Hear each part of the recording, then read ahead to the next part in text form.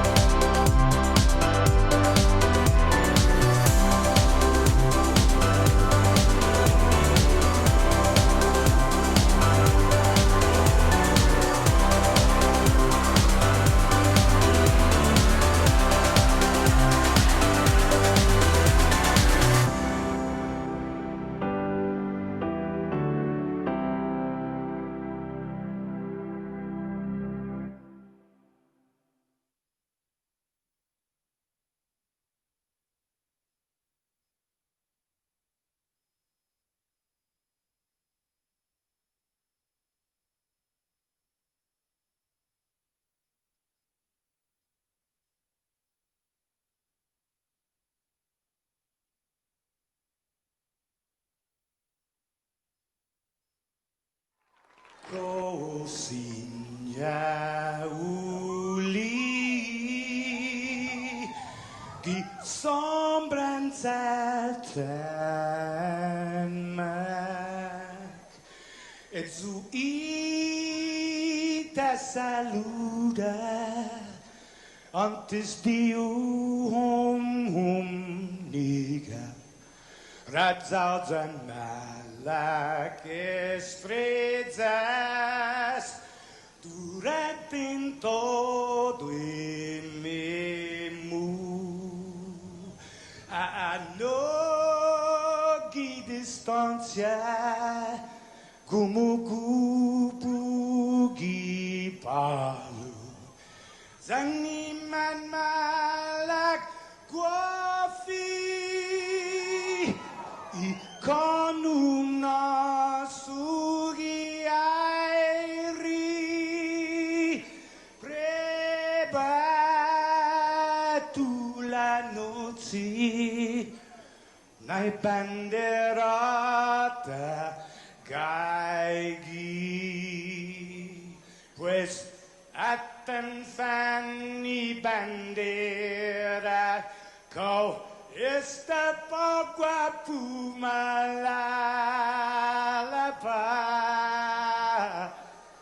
gilo tanu man libri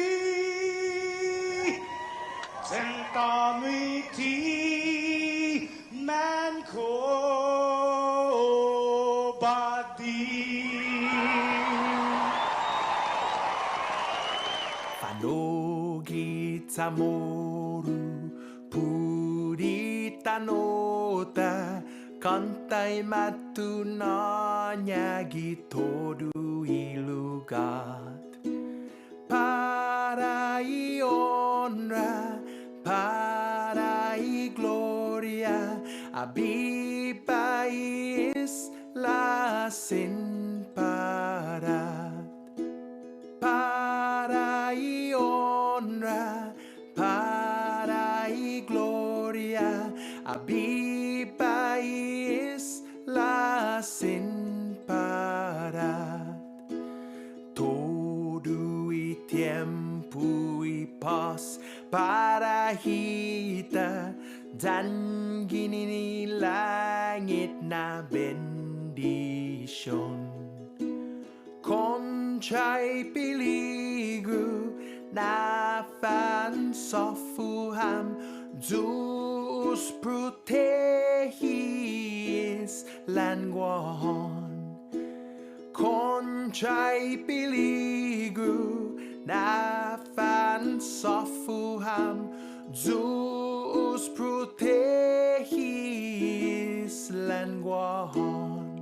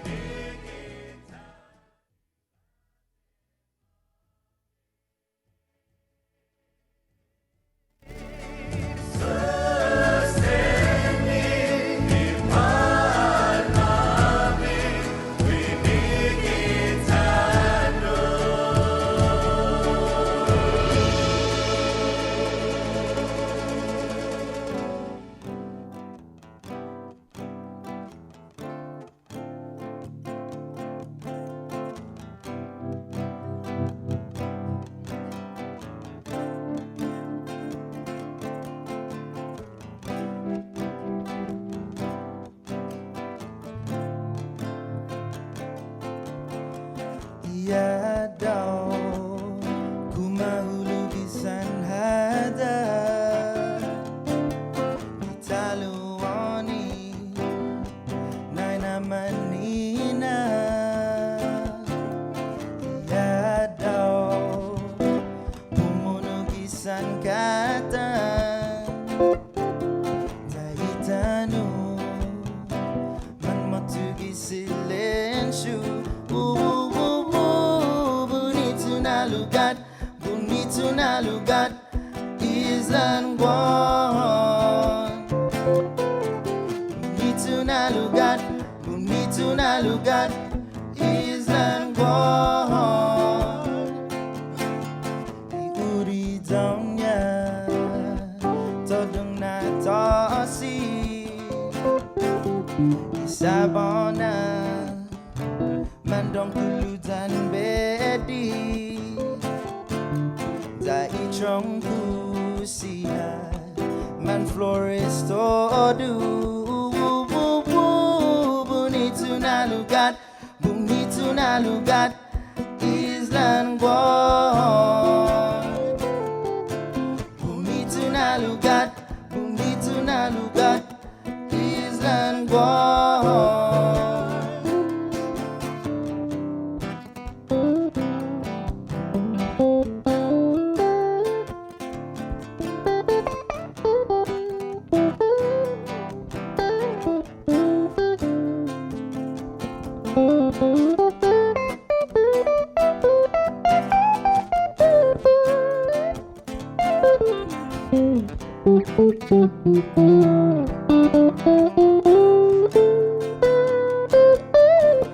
Samzu todo Iman hoben night samoru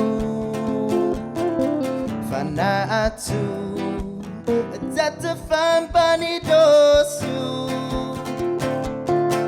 Da esti sweateta night todo Bonito na lugar Island Guam Bonito na lugar Island Guam Let's go. Bonito na lugar Island Guam Island Guam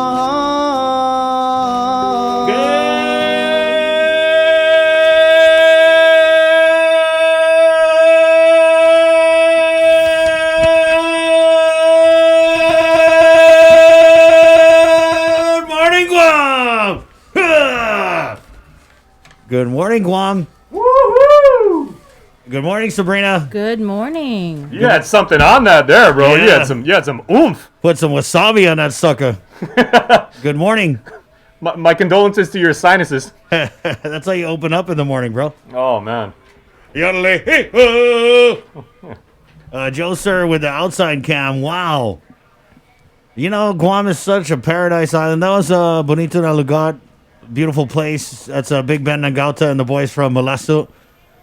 But it's so beautiful. Even when it's going to rain, the clouds, the colors with the sunrise coming through, the sunlight playing off the deep grays. It's beautiful out there. I gotta ask you guys, I've said many times when we were doing normal interviews, do you guys think Guam has better sunrises or sunsets? I'm always a sunset guy. I think sunrise is a little underappreciated. The stock a little bit under. People are shorting the stock on sunrises on Guam? Not a lot of people are early morning type of people. But those of us who are know that each sunrise brings the coming of a new day and a chance to be better than we were the day before. Wow, amen. Wow, thank you, Paulie. Hey. That's what I'm saying. Sunrise to me is like, it's a new beginning. Every day's a new day. All right. It's like a do-over. I can't figure out. You're a combination of a pastor, Tony Robbins, Okay. No, Tony Stark, maybe. Definitely not. It's crazy. I'm usually here at work, so I don't get to see the sunrise. And then I'm usually asleep, so I don't get to see the sunset. Well, yeah, when I was anchoring the news, I mean, there was literally a 9-year period of my life where I never saw the sunset. Right. Yeah, that's a long time. Yeah. Well, take my word Weekend for it. food. It's beautiful, guys. Yeah. 6:21. It's Tuesday, the 27th day of October, as we inch closer and closer to Halloween, not Halloween. It's also Tuesday, October 27th. It is my brother Norbert Solis' birthday. Oh, wow. A happy birthday to my brother who's in Oklahoma. I'm not sure if he's watching, but love you, miss you. He sent a comment and he goes, hello from OKC. So go Thunder. Right on. Can they please keep Boomer. Chris Paul? Good morning, Nobert. Yep. Oh, Is it Nobert or Norbert? Nobert. Nobert. Wow. I have a special shout out to give. One of our guests yesterday, she joined us as part of the Chamorro Association in the Midwest, right? Our new friend, Christine Camacho. She actually messaged me on Facebook Messenger yesterday, and she goes, hey, I had a blast on the show. Thank you guys for helping us get the word out. We really, really appreciate it. Real positive show. But she goes, we have something in common. And I was like, all right, because she's a Camacho and my grandmother was a Camacho, right?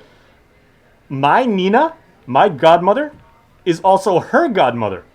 Oh, nice. We never knew each other growing up. I mean, we saw each other around. We didn't hang out or anything like that. But what does that make us? Are we God siblings? You never hung out, right?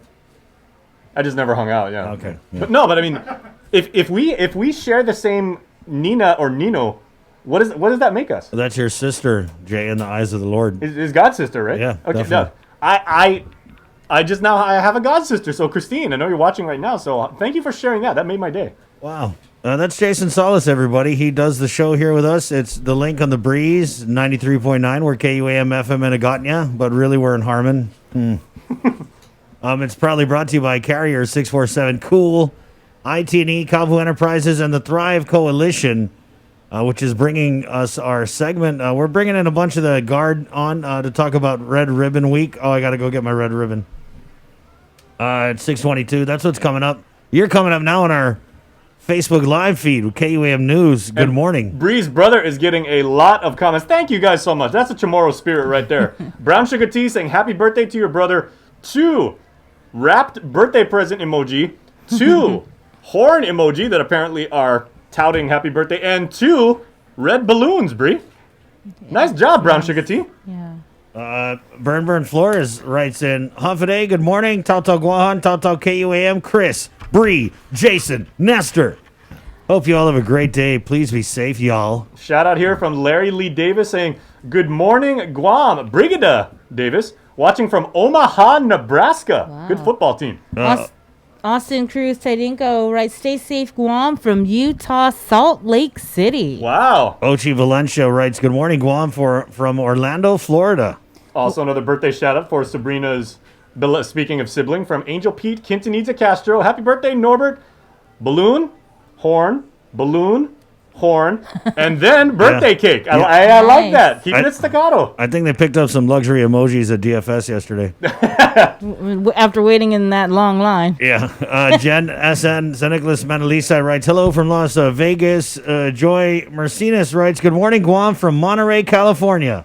Wenny Jenny writes, good morning, Guam and Saipan. How about Rita Horta and Hafaday from New York City? Oh, New York. Lisa Lujan, good morning, Guam, from San Antonio, Texas. Geckos! Happy day to JB Munya joining us from the Guam Environmental Protection Agency. Christina Hoko, Hafaday, Guam, and good morning. Watching from Manila. Bev Tess J. Solis writes, buenas familia en KUAM Zan con todo Tato Guahan. Michael Duenas, of a day, todos hamzo, ginin hami, gita dedido, banana si Joas. All right, I want to try and be cool here. So, Joe, can you put me on camera, please?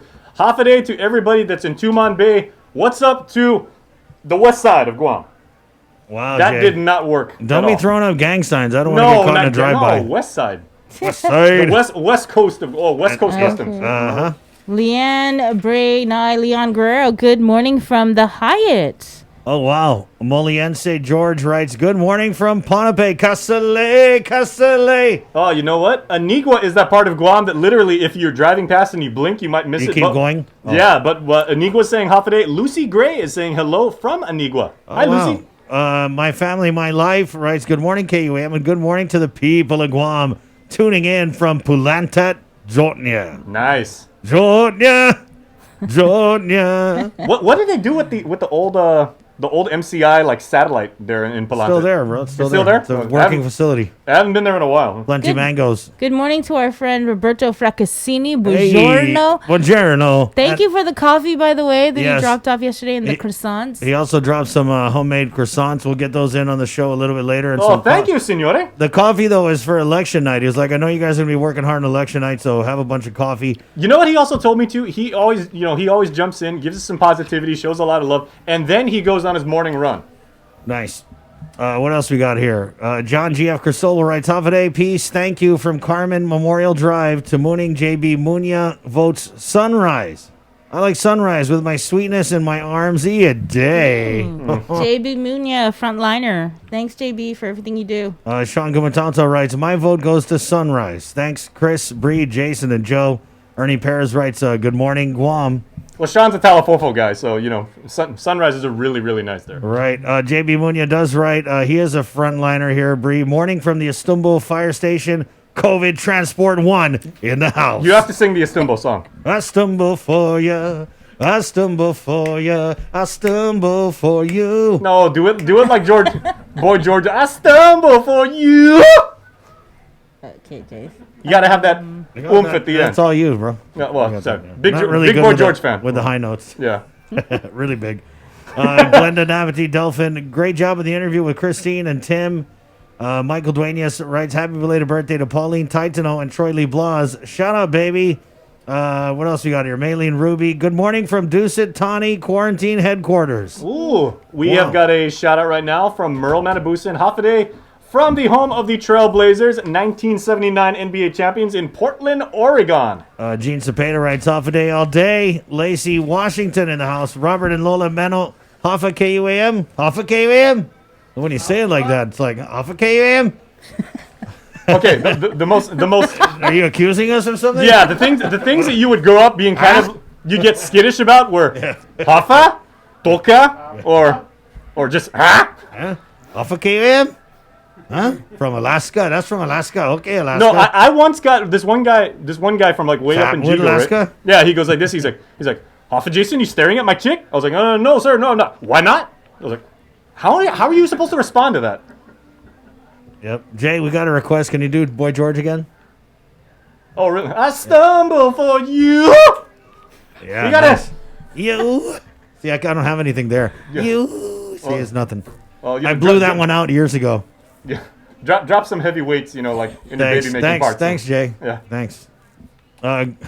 Good morning from Nevermind Road. That's from Ernie Paris. Yeah. Never that's- mind. Never mind that. Jason Nicholas. Good morning from Black Construction Live Fire. Hey. David Pangilinan watching you right now from Bremerton, Washington. Good morning, Guahan. David Pangilinan here, originally from Tumon Bay. Okay, you know where you know what's nearby? It's not in Bremerton, but you know what's close to Bremerton, Washington? The headquarters of Nintendo of America. Wow. I happen to know that. That's cool. Merle T. Matabusan writes off a day from Crickets in his room. Portland, Oregon. Yeah, okay, there's our first repeat. Thank Jess Cruz, Mananasi Duas, then off a day from Hawaii. You know what? You know who hasn't given us her daily, and we've become so accustomed to it. Her wonderful daily shout out is our friend Debbie Davis from Bardstown, Kentucky. She's not in the comments, Right. but she's going to make a special appearance because she is today's Top Fan Tuesday. I'm excited for that. We also have another birthday shout out going out to Bernie Demapon. John Bukat writes in from Inarahan. Good morning, KUAM from beautiful Inalahan. You got to sing the song. Oh, and The hey, Calipana. Inalahan, making my home in you. And after that, gonna cruise by Gefpagu. I stumble for you. We're back to that. Yeah, Vivian Hokog writes off today from Rhoda and Joy Vanessa Boleto Guerrero. Happy birthday to our very own Betty Ann Guerrero. Hey, Betty. Happy birthday. We're gonna get our in-house DJ Joe Sir to do like a mashup of. I'm going to nominate Betty Ann to be one of the brightest 50 under 40 things. You're nominated, Betty Ann. Nice. Happy birthday. It's 6:30, guys. You want to clock in now, or you want to say good morning to everybody else? Let's go. No, we can keep on going. We still have 78 other countries we haven't mentioned. Good morning. As the rain falls in Harmon, It's raining cuts and good logos, Oh, please. boy, look at Adai that. Talents at Palaxi to the Maxi. It's 6:30, Tuesday, the 27th day of October with the very latest from the KUAM News team. Good morning, Sabrina Salas Matanani. Off it, everybody. Guam recorded 3 more deaths related to COVID-19. The first one occurring Monday at U.S. Naval Hospital just before 11:30 a.m. The patient was a 76-year-old woman with underlying health conditions. She tested positive on October 15th, but no information was available on when she was admitted, according to the Joint Information Center. Just after 12 o'clock noon yesterday, an 88-year-old man with underlying health conditions passed away at the Guam Memorial Hospital. He was admitted to GMH on October 11th and tested positive upon admission. Another COVID-19 related death occurred just before 4:30 p.m. yesterday, again at Naval Hospital.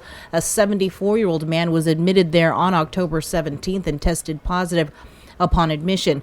According to the JIC, he had underlying health conditions that were complicated by the virus. A total of 75 people have died on Guam since March. Guam's current COVID case count has also gone up. An additional 120 cases returned positive out of 960 samples. To date, there have been a total of 4,336 officially reported cases of COVID-19 on Guam. 1,658 cases are active, and 2,600 or more than 2,600 people have recovered. 6 more residents at the Department of Youth Affairs have tested positive for COVID. This brings the total number of residents who have tested positive at the Youth Correctional Facility to 8. According to the JIC, 4 of these residents are experiencing mild symptoms such as headaches, body aches, and fatigue. They are under close supervision and are monitored hourly. Meanwhile, a total of 5 Department of Youth Affairs officers have tested positive for COVID. 2 remain in the government isolation facility, while 3 remain in home isolation.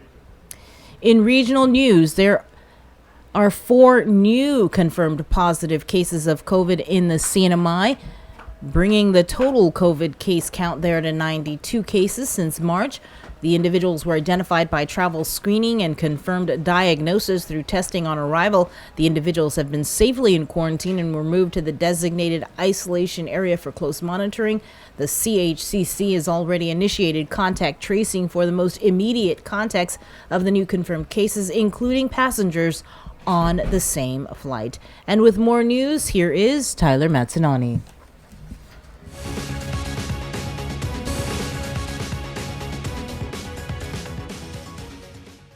Hafidin, good morning, everyone. I'm Peter Santos with your headlines here on The Link. Last week, 2 firefighters with the Guam Fire Department tested positive for COVID-19.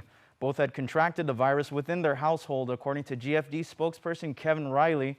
One is assigned to the Umatic Fire Station, and the other is detailed to the Incident Command Post at the GFD headquarters. They're currently at home in isolation, with one experiencing symptoms. Decontamination was done at both locations. Firefighters at the Umatic Fire Station were tested and all came back negative. About 6 personnel at the ICP who were identified as close contacts will be tested tomorrow morning along with the dispatchers. With a cohort quarantining, we're able to maintain the personnel on that shift without introducing new personnel or reassigning those personnel to other divisions. So keeping them together ensures that, if there was any contact, that it doesn't spread, with outside of that group. We do make sure that the personnel understand the importance, not only for us, for our responders, but the people that we treat, our infection control specialists and our guys on the field that are following those protocols and following those guidelines from DPHSS. Riley says test results will determine if GFD will need to adjust its scheduling for the ICP. He adds that because of COVID-19, personnel may need to take extra safety measures, which means that their response is more defined. There might be times when it looks like, you feel like your emergency is not being taken care of because our guys need to do those extra precautions. They need to suit up. They need to gown up, when they're responding to a surveillance case or a person under investigation or a COVID positive case. They have to understand that it's going to be a more detailed response that requires a little more time. He says GFD thanks the community for its continued support. It's a rare sighting these days in Tumon, long lines of customers waiting to go shopping at the DFS T Galleria. The Tumon luxury store opened its doors for the first time in 7 months Monday on a limited basis. According to DFS Group Mid-Pacific Vice President of Operations Charles Bell, the T Galleria will be open from this week until October 31st. We really stepped up our game as well. And of course, everyone will wear masks and we have hand sanitizers everywhere. But on top of that, for the first time, we actually created some back of house with some UV lights so that everything you are going to try, we are going to quarantine it if you don't buy it. So the store is going to be super safe to shop. If you want to try a bag, you want to try a jacket, after you leave, we're going to quarantine this item in a UV light room. So it's going to be super safe for the next person to try it on. Customers are urged to practice social distancing while waiting in line. The store will be open from 1 p.m. to 7 p.m. until this Saturday, with deep discounts ranging from 80 to 90% off luxury brands. A bill to change the law and allow restaurants to sell alcohol for takeout went through a public hearing Monday. The measure by Senator Joe San Agustin is being pushed by the restaurant industry and business groups, but some bar owners spoke out in opposition. Restaurants have been hit hard by the pandemic, both by the shutdown of indoor dining and the space limitations when diners were allowed inside. And they say takeout alcohol sales would be a welcome new profit center. GHRA President Mary Rhodes. We strongly believe that this measure will enable restaurants that serve alcoholic beverages to boost their revenues, hopefully enough to keep most of their staff employed during this pandemic.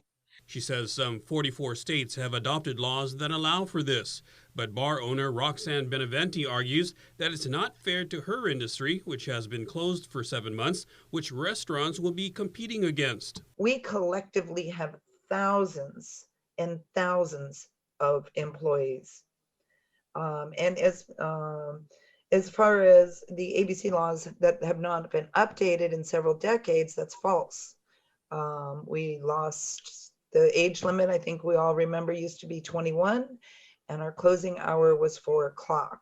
If alcohol is so essential, then why can't the bars open with restrictions at a lower percentage? It's essential for restaurants, but it's not essential for bars? That doesn't seem right to me. Alcoholic Beverage Control Chairman Renee Lanetta says they've reviewed the bill. Can we change the law so that everybody, bars and anyone can do that? I don't know. I don't know. I'm not a senator. But from our perspective, specifically restaurants, we've seen it physically, how it would be packaged. It's part of the law. What we're doing is changing it so that the law and the packaging come together to allow a certain portion of the business industry to survive and continue to sell. And it is my belief that this will work. The bill would not change any of the current prohibitions, such as drinking inside a motor vehicle and many other safeguards. That's all the news for now. We'll see you at primetime.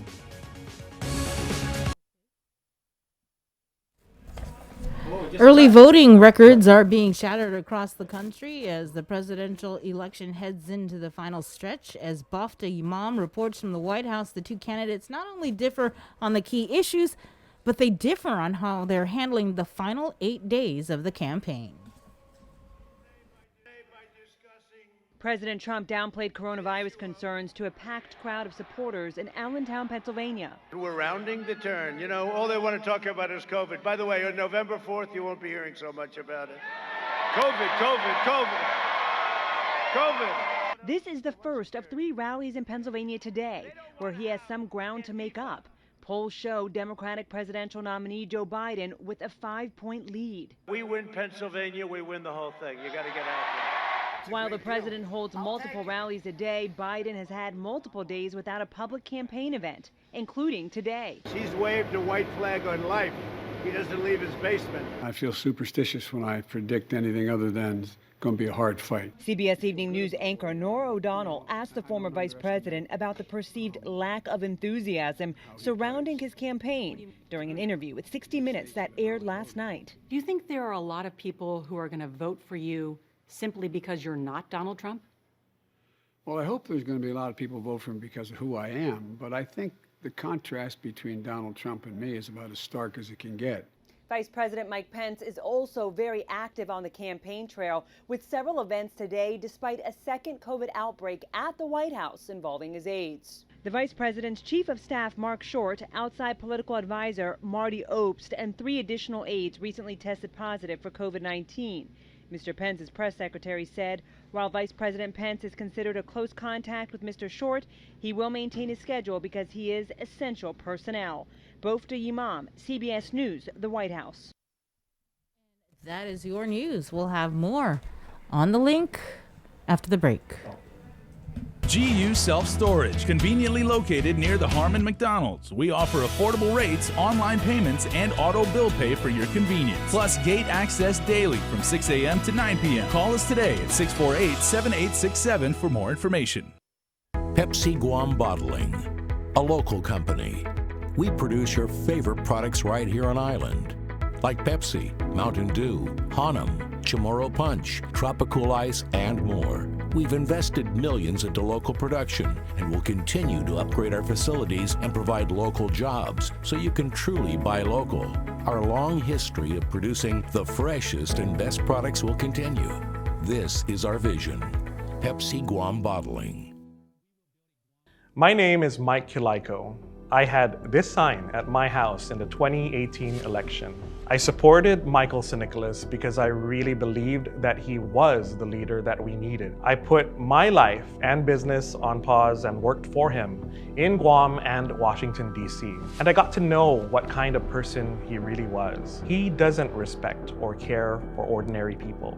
He's an expert in Facebook, but he will not face our people. He is more about promoting himself than promoting us. We need someone who can be honest and trustworthy and work hard for us every day. A leader who respects our veterans and cares for the needs of our Manumku and Manhoban. Robert Underwood is an experienced and trusted leader who respects and listens to us. We need a leader who is honest and trustworthy. This is why I am ready for Robert Underwood for Congress. I'm Robert Underwood, and I approve this message. For all of those who love this spooky time of year, KYM brings you an adventure to clear. Choose your path through a virtual trick-or-treat. Hope you get through it without too much heat.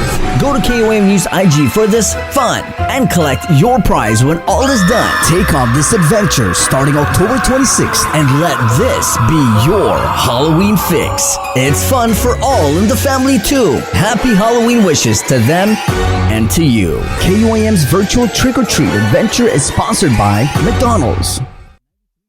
Your generosity can change lives. Disasters won't stop during this global pandemic, so neither will we. The Guam chapter of the American Red Cross is calling on the continued support of the community to assist with their mission of providing disaster relief and recovery efforts, military family support, and life-saving training and certifications. In times of emergency, our support will not waver, and we pray that your support of our efforts will continue as well. We invite you to join us in commemorating our 20th annual signature fundraiser virtually this year by supporting the Red Ball in a Box. We will be delivering special red boxes, which include a 4-course dinner from Micronesian Chefs Association and wine to our patrons and sponsors. As a sponsor, your company and message will also be featured in a special television tribute to the Guam chapter of the American Red Cross. For sponsorship opportunities and more information, please call 688-0280 or visit our Instagram or Facebook page. Let's support our community. Though we're apart, we're still together in generosity and support.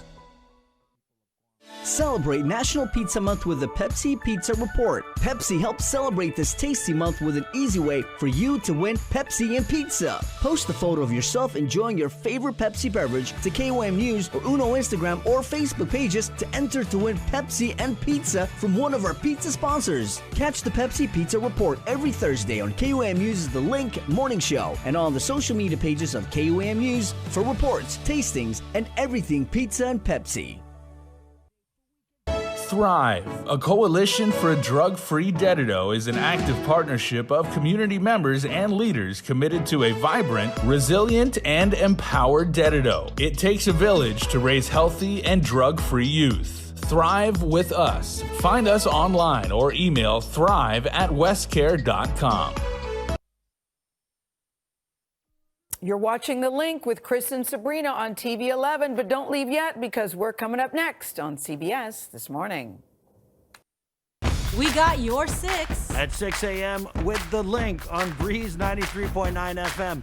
Bree and I connect you with all the latest news and information you need to know to start your day. Then check back with Guam's news leader at 6 p.m. for the day's top headlines with KUAM News Primetime. From 6 a.m. to 6 p.m. and everything else in between with KUAM Digital, we got your 6.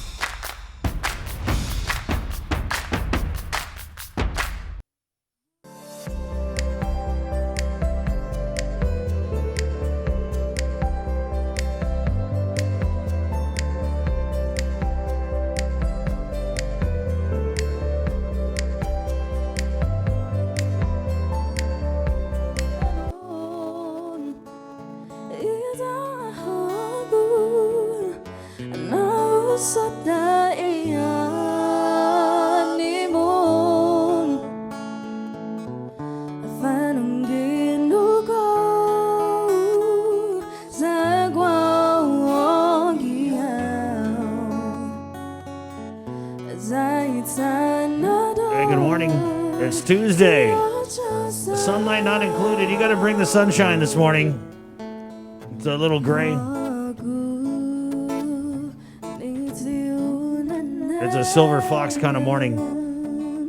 You know what color would be really, really good right about now? What color would be really, really good right about now, Jason? I'm thinking a shade or multiple shades, multiple hues of blue. Right. How about... Like, say, from the bluegrass state. Right. Oh, I see what you did there. Okay. I'm glad one of you did. I thought you were just saying you wanted blue in the sky. Well, blue in the sky would be great right now. Right. I think a little lavender would be nice mixed in. It's like... Did you say lavender? Lavender? Lavender? Yeah, lavender. You know, it's like purple. Lavender. Yes. 6:48. Let's go to the KWAM News Zoom room where we've got this segment we do on Tuesdays called Top Fan Tuesday, Jay. It is. And as our second honored guest, we're bringing in someone live now in the KUM News Zoom room. Someone who we have known way before this show, probably going back to all the way when we were doing our starting lineup Facebook live streams. Debbie Davis quickly became not just a viewer of our show, but a friend to all of us. You know, she's become such an inspiration to many of you in the comment stream because she brings the positivity, she shares the love. She was a former resident of Guam and she's still got roots here. So joining us right now, all the way from Bardstown, Kentucky, great basketball and football state, the great state, Debbie Davis. As I live and breathe, Debbie, good morning and half a day. So good to see you. Half a day, good to see you all. How y'all doing today? Oh, I love that accent. Yeah, I was always wondering. I was like, at what point are you going to honor us with a proper Southern Bells rhetoric? So can you say y'all again? That was lovely. Okay, so glad I can make your all stay. Perhaps not. Yeah, so how y'all doing? Yeah, so Debbie, you said that you were stationed on Guam back in the early 90s, correct? We were there from 89 to 91. Oh, okay. And what are some of your memories about Guam from that time? And as you've been able to keep up with the island and everything like that, what changes have you seen? First of all, their island fair. I really love the island fair. I got to see a lot of different cultures, the music, the dances from the islands. One thing that interested me was a little old man playing It was a one-string. I call it a one-string guitar, but it was just a piece of wood on a rail. Right. I don't know what they call it. Marimba Tudzin. Oh man. I think that's what it is. I loved when he played that. I mean, I just popped my chair up and sit there the whole time he was playing and singing, and that was beautiful. But the Island Fair was gorgeous. I mean, it just wasn't like our fairs here are nothing but rides and junk and all this. That Island Fair was beautiful. My kids loved it. The things we were taught and learned, it was just gorgeous. Debbie, let me ask you. So, stationed on Guam way back in 89, 91, what is it about the island that has, made you want to stay in touch through KUAM News and social media? The people. Places we have been, the people there are so nice, courteous, and kind. They made us feel at home. They really made us feel like we were family. I mean, we would drive around the island, stop sometimes when people were having big parties, and they'd invite us in. Mm-hmm. They made us feel like we were family. Chamorro people are the best. Amen. We got that recorded, right? I say that all the time. People say, aren't they Guamanians? I'm like, no, they're Chamorros. I don't say Guamanians, I say Chamorros. Well, Debbie, the fact that you have maintained your connection to the island, you're about as Guamanian as they come because, you always greet people with the same hospitality and love. I mean, I've seen you interact with people in the comment stream, and it's clear you guys have never spoken before, but you were like, I live there. It's good to see you. You're starting conversations on your own during our various shows and everything, and people really appreciate it. And they've even told us, they're like, I go into the comments because I want to talk about the issues that Sabrina and Chris are talking about, but this Debbie Davis lady really, really made my day, and she's one of the reasons why we love going into the show. Well, thank you. Oh. Have you had a chance I to love come watching back? you all. Chris, you crack me up. I love your Robin Williams. Thank you. Morning, Guam. You got that on spot, buddy. Thank you, Great. Debbie. Good job. When you said you saw the Marimba Tudzin performance in 89, 91, I think that you might have seen one of the last performances from the living legend Sus Crisostomo and maybe even Manuel Kitsuto. So I thought that was interesting. That's pretty cool. And we had a comment here. Who still plays it? I think there's a couple people, but I think that's really neat, Debbie. That's one of your fond memories of Guam is seeing the Micronesia Island Fair. I think is what it was, and to see that performance. Just driving the island was great. There, I hope I get the saying correct. Hudamac, the big beautiful bridge with the archways going across. Umatic, Umatic. Umatic, yeah. Oh, I love driving that. Beautiful. Beautiful. What are some of your all the beaches favorite are gorgeous. foods? The water. We spent a lot of time reef walking. Whenever the tide would go out, we'd take our kids, go reef walking as far out as we could go, and then come collect shells. And that was our time, just spending a lot of time on. And most people said, well, we had Taragi Beach up there at Anderson, but we spent most of our time out on the beaches of Guam, Nice. not just up there at the base. Wow. What are some They're of your beautiful. favorite foods? Oh. It's been a long time since I've had any good food.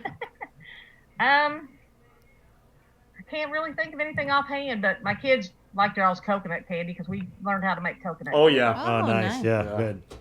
Yeah, because one thing they do when you come into the base, they did then, is they sent my husband to a how to husk coconut class.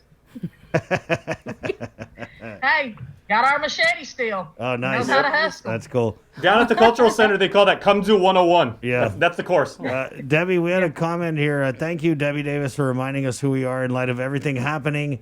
It's refreshing and inspiring to hear this, and I agree. It took us back to a time when we had fiestas. We haven't had any fiestas because of the COVID.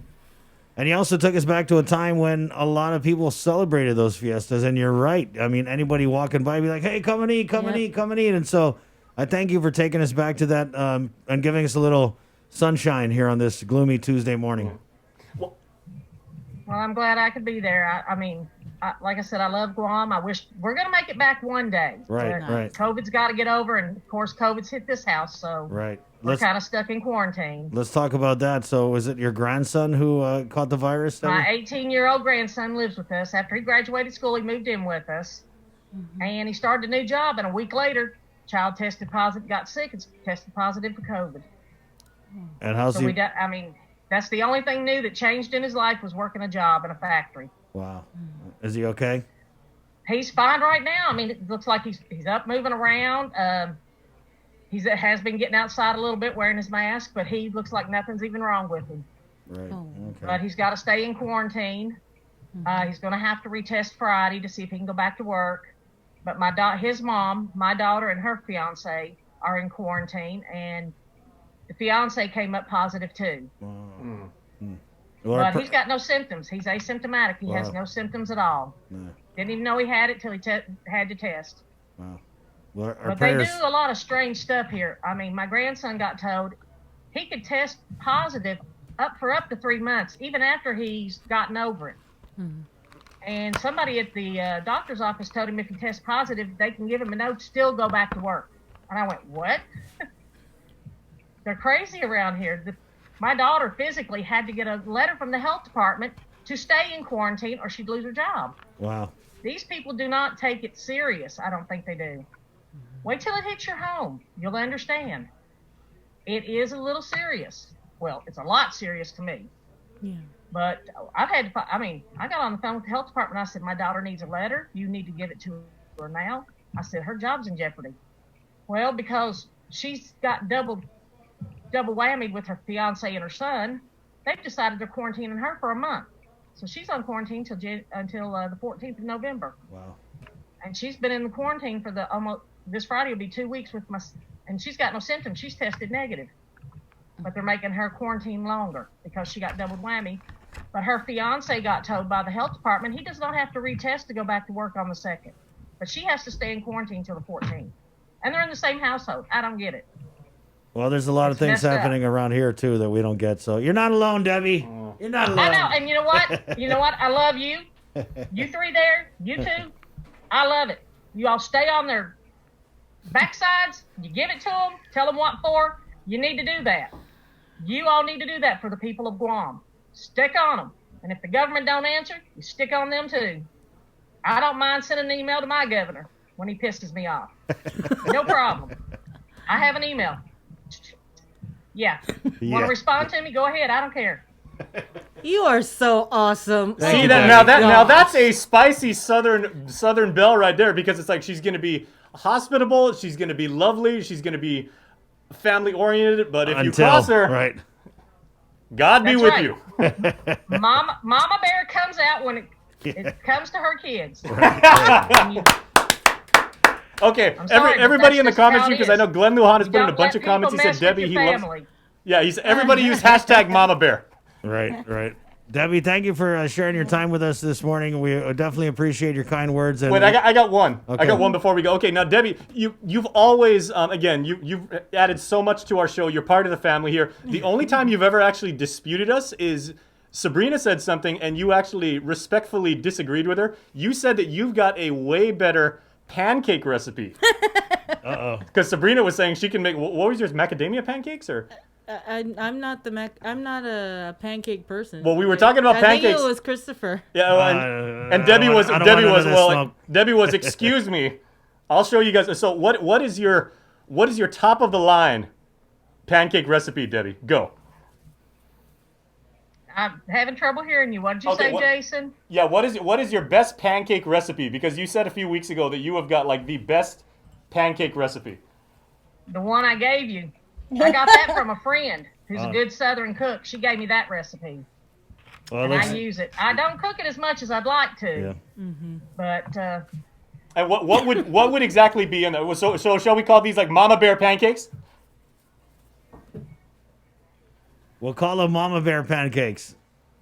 that works for me. Right on. Yeah. Mama Bear pancakes. Call them that. Thank you, Debbie. We had a comment here. They want us to play Debbie Davis Eyes. Thank you, Thanks, Debbie. Debbie. Well, thank you all for having me. I've enjoyed this. Oh, it's fun. Good Stay time. safe. Good And I catching want up. all of you over there in the station on Guam, stay safe and well. Please. And I pray every day for you all. Thank you, Debbie. And likewise. We'll pray for you too. Yeah. Be safe, all Much right? love to everybody on Guam. Agamos. Okay, hasta. Adios. Take care, Debbie. Adios. There you go. Debbie Davis, Top Fan Tuesday. That's a great little idea, Jason, to kind of bring us a little closer to some of the people that support us by watching our feeds and all of our live shows. Yeah, and again, I mean, this show, I mean, this would just literally be 4 people in a room that are just going to geek out on news for 4 hours a day. I mean, we are nothing without you guys. I mean, you guys are such an integral part of the show. I mean, it really is a family, and we appreciate every one of you. And as the weeks go on, you know, we're going to feature on Top Fan Tuesday, you know, those of you who have shared your stories, your time, your passions, your criticism, and everything like that, you guys help make the show too, and you guys are a part of this show. So we will tell your stories as well. So thank you, Debbie. And it's awesome just getting to know people that are watching us online. They're our family. It's really, really nice. I like that Mama Bear. That was awesome. And, so, you know, we'd like to feature some of you on our show. So every Tuesday, we're going to be, we have our Top Fan Tuesday segment. So Jason will be looking through the stream, and we'll be inviting some of you to come on the program. Absolutely, we got okay. Mama Bear is now trending, I do believe. Jason St. Nicholas says, "Stay safe, Mama Bear." Heart emoji and a rose emoji. Joseph Kanata writes, "Share that pancake recipe." F. Glenn Lujan writes, "I love Debbie Davis's spunk and sassiness." Thank you, guys. Okay, Glenn's another top fan. He you know, again, He's got his own spunk and sassiness. Yeah, the 2 times he's come on the show, he said literally rolled out of bed. Right. Glenn, we're getting the Archbishop at 8 if you want to jump back on. I'm a setup. And what was the classic line that Glenn gave us yesterday? He's like, "Wow, you guys, it's amazing what a toothbrush does before you go for the interview." Right. That was hilarious. Hey, it's 7:01. This is the link. It's brought to you by Carrier at 647-COOL, IT&E, Cabo Enterprises, and the Thrive Coalition, where we remind you it takes a village to raise healthy and drug-free youth. Red Ribbon Week. That's why we're rocking these red ribbons, guys. We'll take a break. And here's what we got coming up on the show. Where are we at? We've got Public Health. They're coming on. Janela Carrera and Chima Mbakwem. Yep. Medical Operations Chief. They're going to talk about Halloween guidance, safety protocols, and everything else going on with that Chima's agency. going to talk with us a little bit about he kind of runs, well, he does run the quarantine isolation facilities. Mhm. I want to ask him about the isolation, the ISOFAX, as they went in and did that rapid engagement. You know, in a lot of these places, substandard, multi-generational homes, so created a need for more of these COVID-19 positives to house themselves at the government isolation facility. So we'll talk about that. We've also got the Physicians Advisory Group Chairman Dr. Hoa Wen in advance of tomorrow night's meeting, or is it tonight?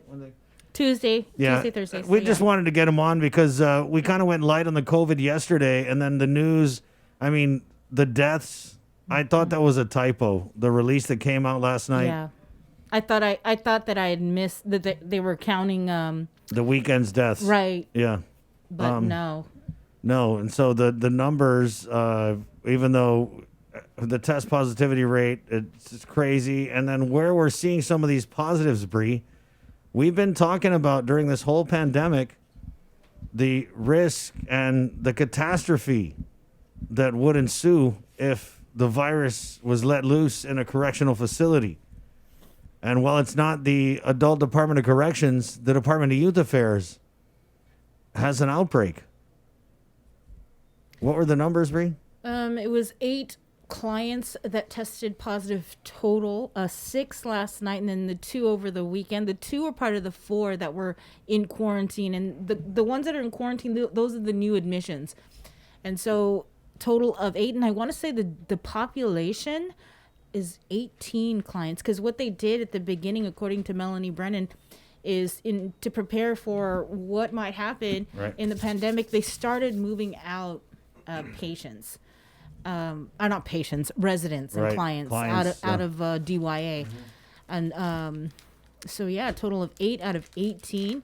And then the 5 DYA officers total that have tested positive. This is an outbreak. I mean, if you have 8 of 18, that's about half of the clients. And we say clients, and these are, at-risk youth who are at DYA because of things they could have done. I mean, so that's just about half of the client population at DYA. Yeah. That's an outbreak. They've had to. They've called on the Department of Corrections. That was part of their contingency plan if they Right. needed help.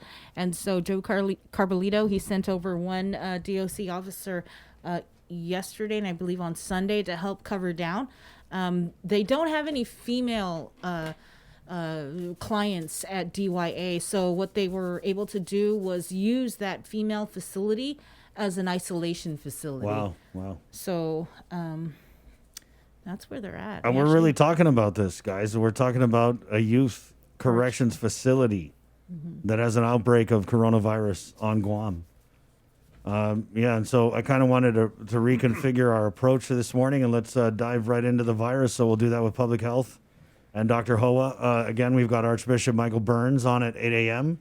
And then we've got our friends over at the University of Guam as they're doing this cool thing. Everybody's trying to salvage Halloween right now. And they're doing a UOG Triton spooky bags. So we'll talk to them about that. We've got the Guard coming on about a Red Ribbon Week. KUAM News Decision 2020. That happens at 9 o'clock. Where are my Southerners at? That's right. As a son of the South, very proud to bring you candidates for mayors from Moleso, Umatic, and Santa Rita this morning. That's 9 a.m. So if you're from the South, first of all, you're badass. Second of all, at 9 o'clock, get our Decision 2020. That was a little biased. Nothing okay, wrong sorry. with a little bit of Southern subjectivity. While we're on the Southern Sass this morning. So that's happening at 9. Again, this is the link on the breeze. We'll take a quick break. And Chima Mbakwem has already entered the virtual building. And so we'll jump right into public health after the break. Good morning, Guam. It's the link on the breeze, 93.9. Curbside Pepsi Guam Bottling, a local company. We produce your favorite products right here on island, like Pepsi, Mountain Dew, Hanum, Chamorro Punch, Tropical Ice, and more. We've invested millions into local production and will continue to upgrade our facilities and provide local jobs so you can truly buy local. Our long history of producing the freshest and best products will continue. This is our vision. Pepsi Guam Bottling. The Christmas Pops Virtual Holiday Shopping Fair is coming on Sunday, November 29th. It's the 3rd annual Christmas Pops event with local artisans, crafters, and businesses in a reimagined and safe way for you to shop. As many small businesses struggle to survive, the call to buy local is greater than ever. To learn more and participate in this one-of-a-kind multimedia marketplace event on the stations and digital platforms of KUAM Communications, bringing together the island's biggest array of local vendors, email bettyann@kuam.com or visit kuam.com. Presented to you by Stroll Courier. Get all your packages, documents, and gifts delivered island-wide. Visit strollguam.com/courier and book a delivery today. GU Self-Storage, conveniently located near the Harmon McDonald's. We offer affordable rates, online payments, and auto bill pay for your convenience. Plus gate access daily from 6 a.m. to 9 p.m. Call us today at 648-7867 for more information. Celebrate National Pizza Month with the Pepsi Pizza Report. Pepsi helps celebrate this tasty month with an easy way for you to win Pepsi and pizza. Post a photo of yourself enjoying your favorite Pepsi beverage to KUAM News or Uno Instagram or Facebook pages to enter to win Pepsi and pizza from one of our pizza sponsors. Catch the Pepsi Pizza Report every Thursday on KUAM News' The Link Morning Show and on the social media pages of KUAM News for reports, tastings, and everything pizza and Pepsi.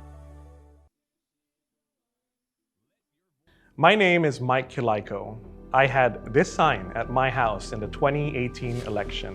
I supported Michael St. Nicholas because I really believed that he was the leader that we needed. I put my life and business on pause and worked for him in Guam and Washington, D.C. And I got to know what kind of person he really was. He doesn't respect or care for ordinary people. He's an expert in Facebook, but he will not face our people. He is more about promoting himself than promoting us. We need someone who can be honest and trustworthy and work hard for us every day. A leader who respects our veterans and cares for the needs of our Manumku and Manhoban, Robert Underwood. is an experienced and trusted leader who respects and listens to us. We need a leader who is honest and trustworthy. This is why I am ready for Robert Underwood for Congress. I'm Robert Underwood, and I approve this message.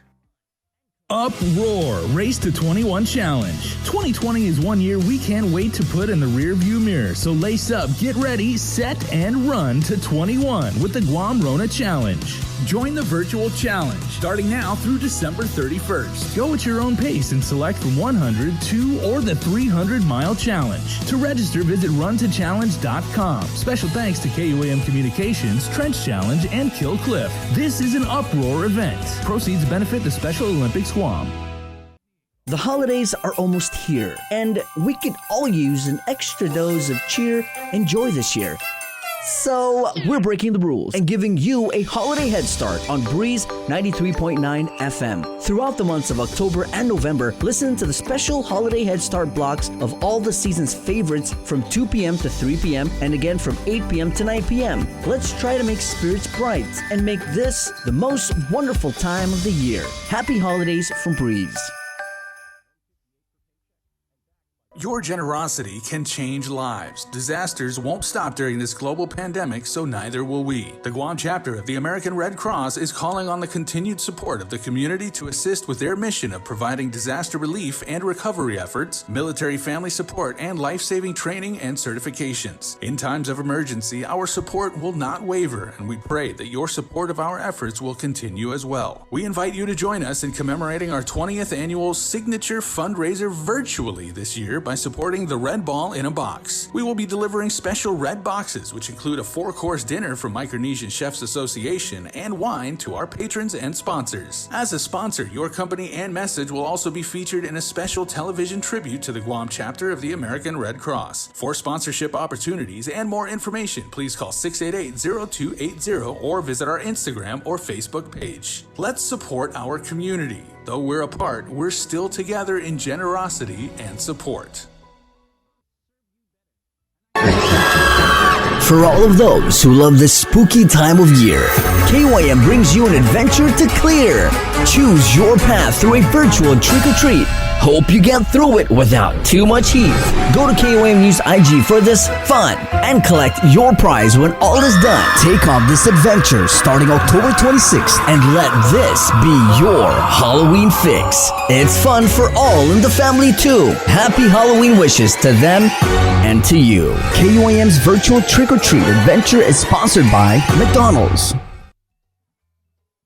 You're watching The Link with Chris and Sabrina on TV 11. Stick around because we're next on CBS This Morning.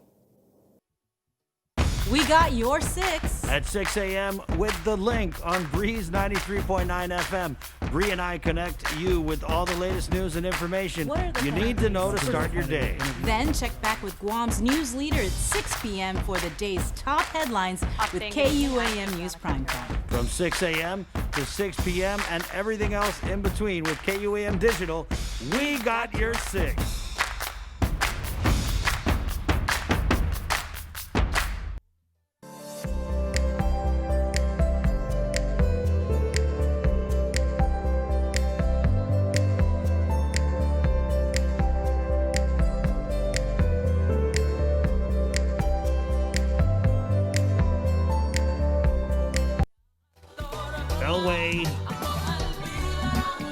He was on our special music mashup we did.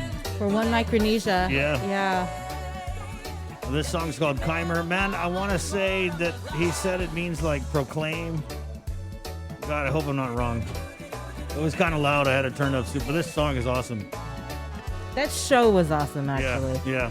Awesome. I like Go ahead, Jay. Yeah. Like the different styles of music, Yeah. like across the FSM, and I mean, like we're hearing Elways right now. It's very keyboard rich, like very much with the synthesizers. But and this everything. is like not your grandma's keyboard. Yeah. Or your drunk uncle's keyboard. It's like, man, it's got some bump in it. What? I'm not hating on your grandma or your uncle. Yeah, it's good stuff. It's The Link, The Breeze, 93.9. Good morning.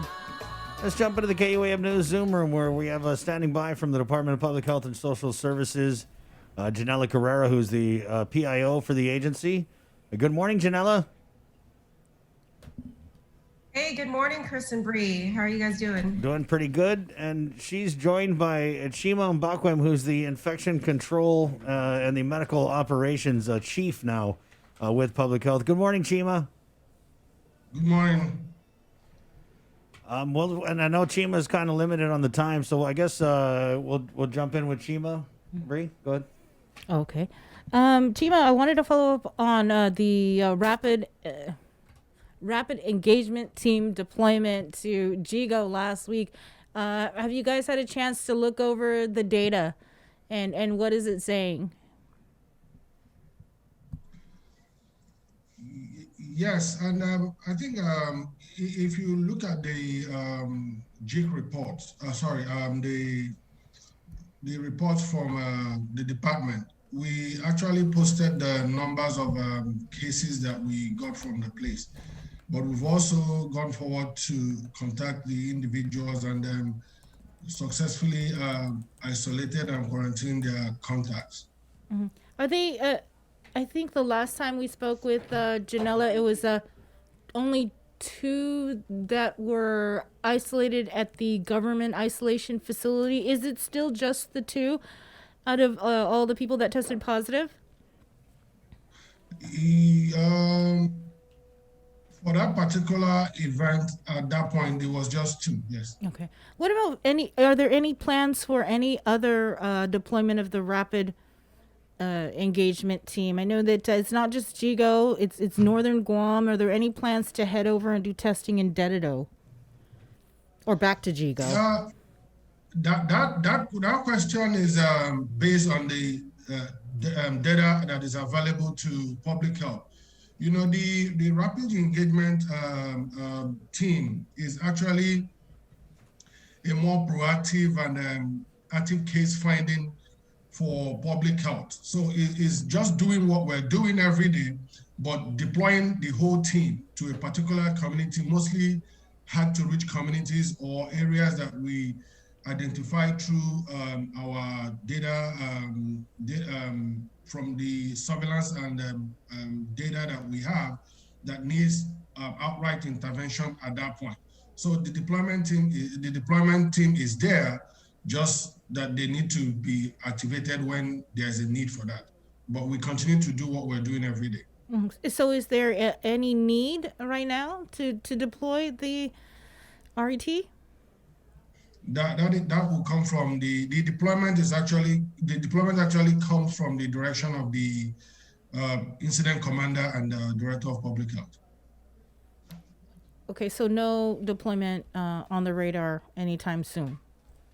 No, they will be the ones to answer the questions. When the data is presented to them, they decide and then they deploy. So I and the other members of the deployment team will go out to actually operationalize the data that comes from leadership. Mm-hmm. You know, we had Dr. Hoa Nguyen on last week, and I think it was a focus because you were at that public hearing last week also on quarantine and isolation facilities, and something that Dr. Hoa had mentioned was this COVID clinic for home isolation individuals. Can you give me your thoughts on that and whether you think that is a good idea to have a COVID clinic for people that are on home isolation? Because he was saying something like, they could go there daily. Yeah, I think every idea at this point is welcome, you know, and is always well taken by public health. The other thing is how to operationalize the good ideas. That is what we always do at the back end. You know, we have a lot of ideas and strategies, and then we're slowly and then gradually shifting to those new strategies without disrupting what we're doing every day. Like I said, every idea is good, but operationalizing every idea, you know, takes time and resources and commitment. So we welcome the ideas, and then we look forward to, you know, working with any good ideas that will help us reduce the transmission of COVID on the island. Is it something, though, that public health is seriously considering? I think the fact that we have a lot of people with underlying medical conditions, some of them not well managed on the island, is a whole lot of concern, you know. And I think providing any kind of medical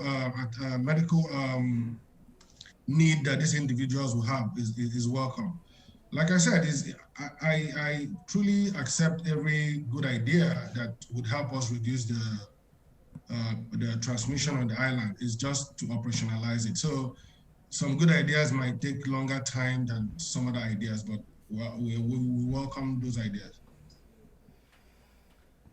What's the status on the isolation and quarantine facilities, Chima? Are we good with those? Do you anticipate a greater need, and maybe the Gov Guam having to go out and get another facility? Or are we good? Yeah, I think the way we are moving now is actually to provide more education about quarantine and isolation. The definition for isolation and quarantine is basically the same, and the location becomes another situation. And the reason why public health and the government has been working towards providing the quarantine and isolation facilities, just not because we want to send people out of their homes. The fact is that looking at the multi-generational families that we have on the island and the chances of transmission at home, the public health is trying to promote the use of the government facilities to stop transmission at home. So I think we're working towards expansion and also inform people that is an option that they really would consider if there is any reason for them to think that there will be ongoing transmission in their homes. Did the issue of sanitizing and disinfecting the rooms at is it Bayview, the government isolation facility at Bayview? I know that was an issue with people who were who wanted to avail themselves of the government isolation facility there, but there was an issue with the rooms being sanitized. Was that ever resolved, Janella?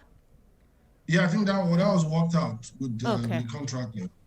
Okay, but so we're still only using the Bayview and not Garden Court, or both in use now? For now we're still using Bayview, but there's always plan for expansion. You know, if you're looking at our average cases every day, and like I said, the multi-generational household and the need to cut off transmission, there's a need for us to continuously educate people on the need to use the isolation facilities when they think there is going to be transmission at home. Have you had any instances where people may have had positives in the home and may have been in a home that was maybe not up to what they need to adequately self-isolate the positive cases from the other people in the household? Did you come across any situations where people were just like, no, we don't want to go, we'll just tough it out here? Yes, we have. You see, that's why it's challenging, because that is an individual decision to make. We cannot force people out of their homes. So it takes a lot of tact and education for us to get people out of the home. And most times, you know, because of the experience of the team that I'm working with, sometimes they will not achieve it in the first day, but second day they can. Most instances, people, when you tell them about their positive result, it's difficult for them to, you know, to work it out at that point. And at the same time, if you're suggesting that they should leave their families and their loved ones, it's also becomes more like it becomes a more added burden to them. But when they process it, most times they call back to ask for the government quarantine. Yeah. Right. Has there been an instance where you had people refuse to go to the isolation facility and then the virus spread from the positive people in the house to the negative people in the house?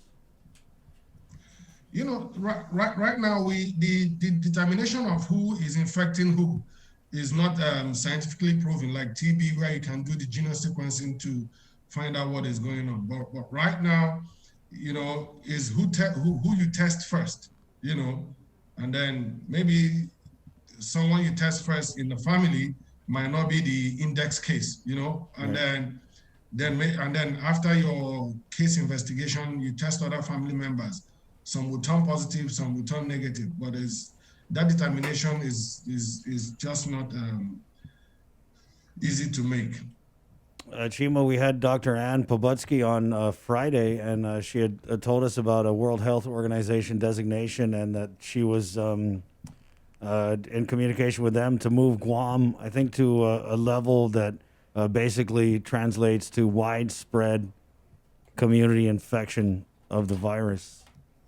Is that accurate? And how serious is it? Because I almost feel like people are just getting numb to these numbers and these deaths. I mean, just from an infection control standpoint, because that's what you do, right? How bad is it? Yes. Right now? So I think a lot of people are in denial, because the fact is that we are actually in a pandemic. That is the definition of what is going on. It's not an epidemic. It's not concentrated in just a particular place. It's all over the world. And if you're looking at the numbers all over the world, even in continental US, the number of new infections and the number of new people and the number of people dying, I think it should be a concern. And it's time for people to really change their behavior. This disease is driven by behavior and culture. And if you look at our numbers, and if you look at the concentration of the virus now, you're seeing that is in the home and is in the workplace, where people are lower their defenses. When you're at home, you want to relax with your family. You don't use the non-pharmaceutical measures that public health is promoting. So looking at just the numbers, it's almost like playing. It's almost like Russian roulette. Is 20 today, is 15 tomorrow, is 10 tomorrow. That is not the driving force. The driving force is human beings. If we sit down and actually follow recommendations by CDC, WHO, Guam Department of Public Health, we will see a decrease in these numbers. But people are clearly not looking at it from that point, because we look at the numbers, it goes up and it comes down, and we're like, okay, it's here to stay. It's here to stay, but we can actually fight it off by changing some of the behaviors that is consistent with some people, not wearing their mask, not going with the recommendations from the public health officials.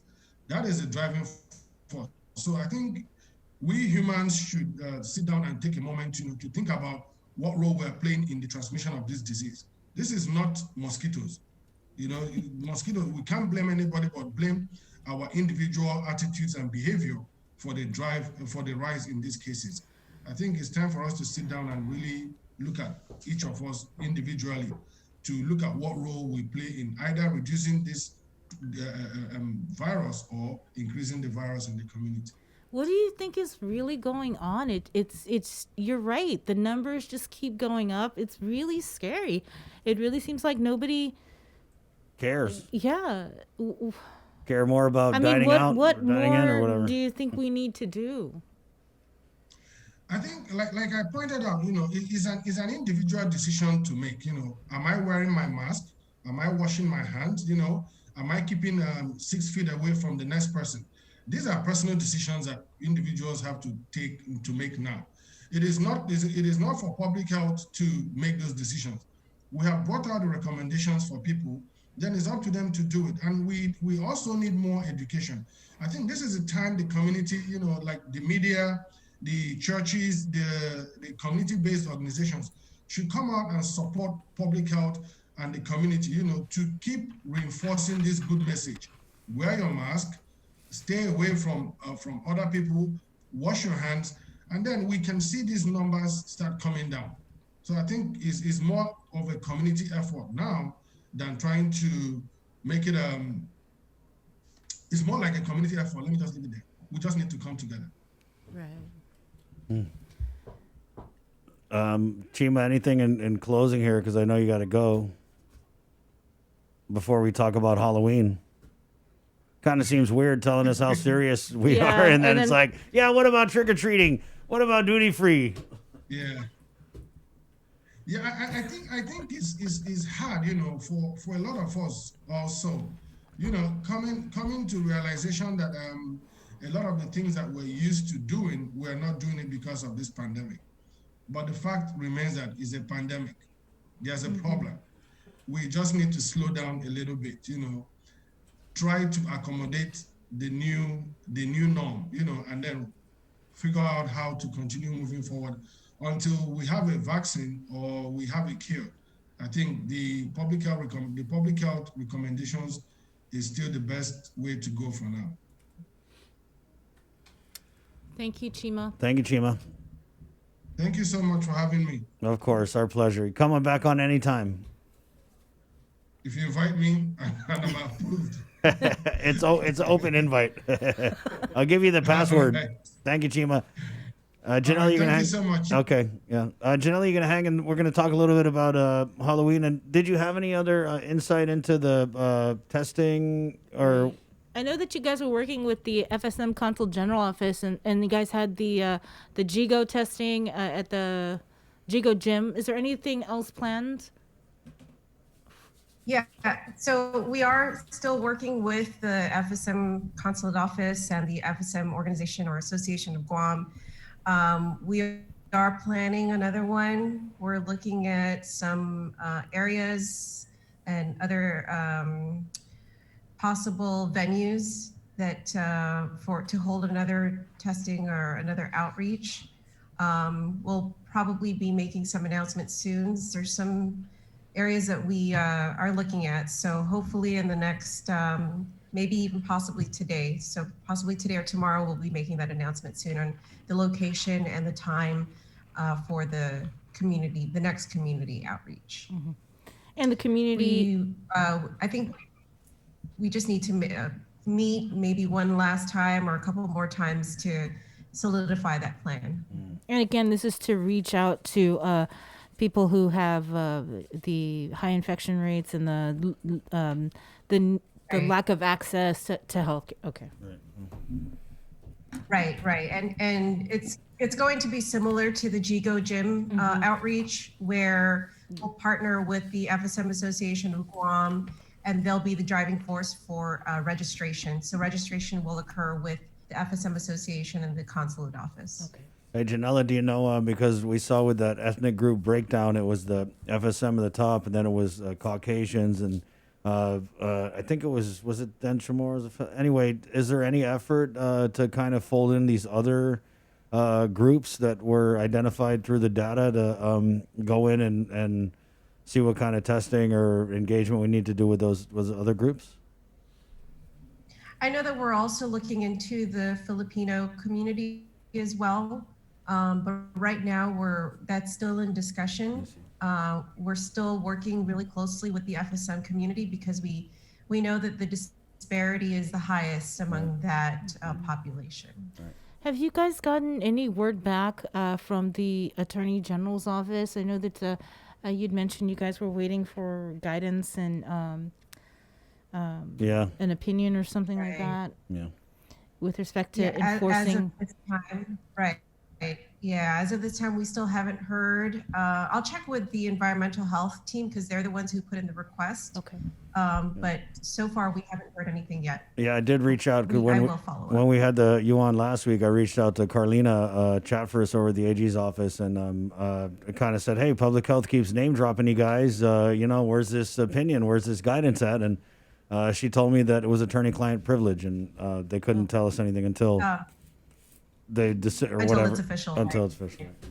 Right. So that's where we're at. Let's go to Halloween. Are you good, Bree? Yeah. Halloween guidance, Janella? It was kind of like, don't do it. Yeah. But if you do it safe. Right, Yeah. right, exactly. So, yeah, we issued our Halloween guidance over the weekend, and we're asking people to please be safe this Halloween. There are safer alternatives that you can do, some activities that you can do in lieu of trick-or-treating. We ask, ultimately we want you to stay home as much as possible.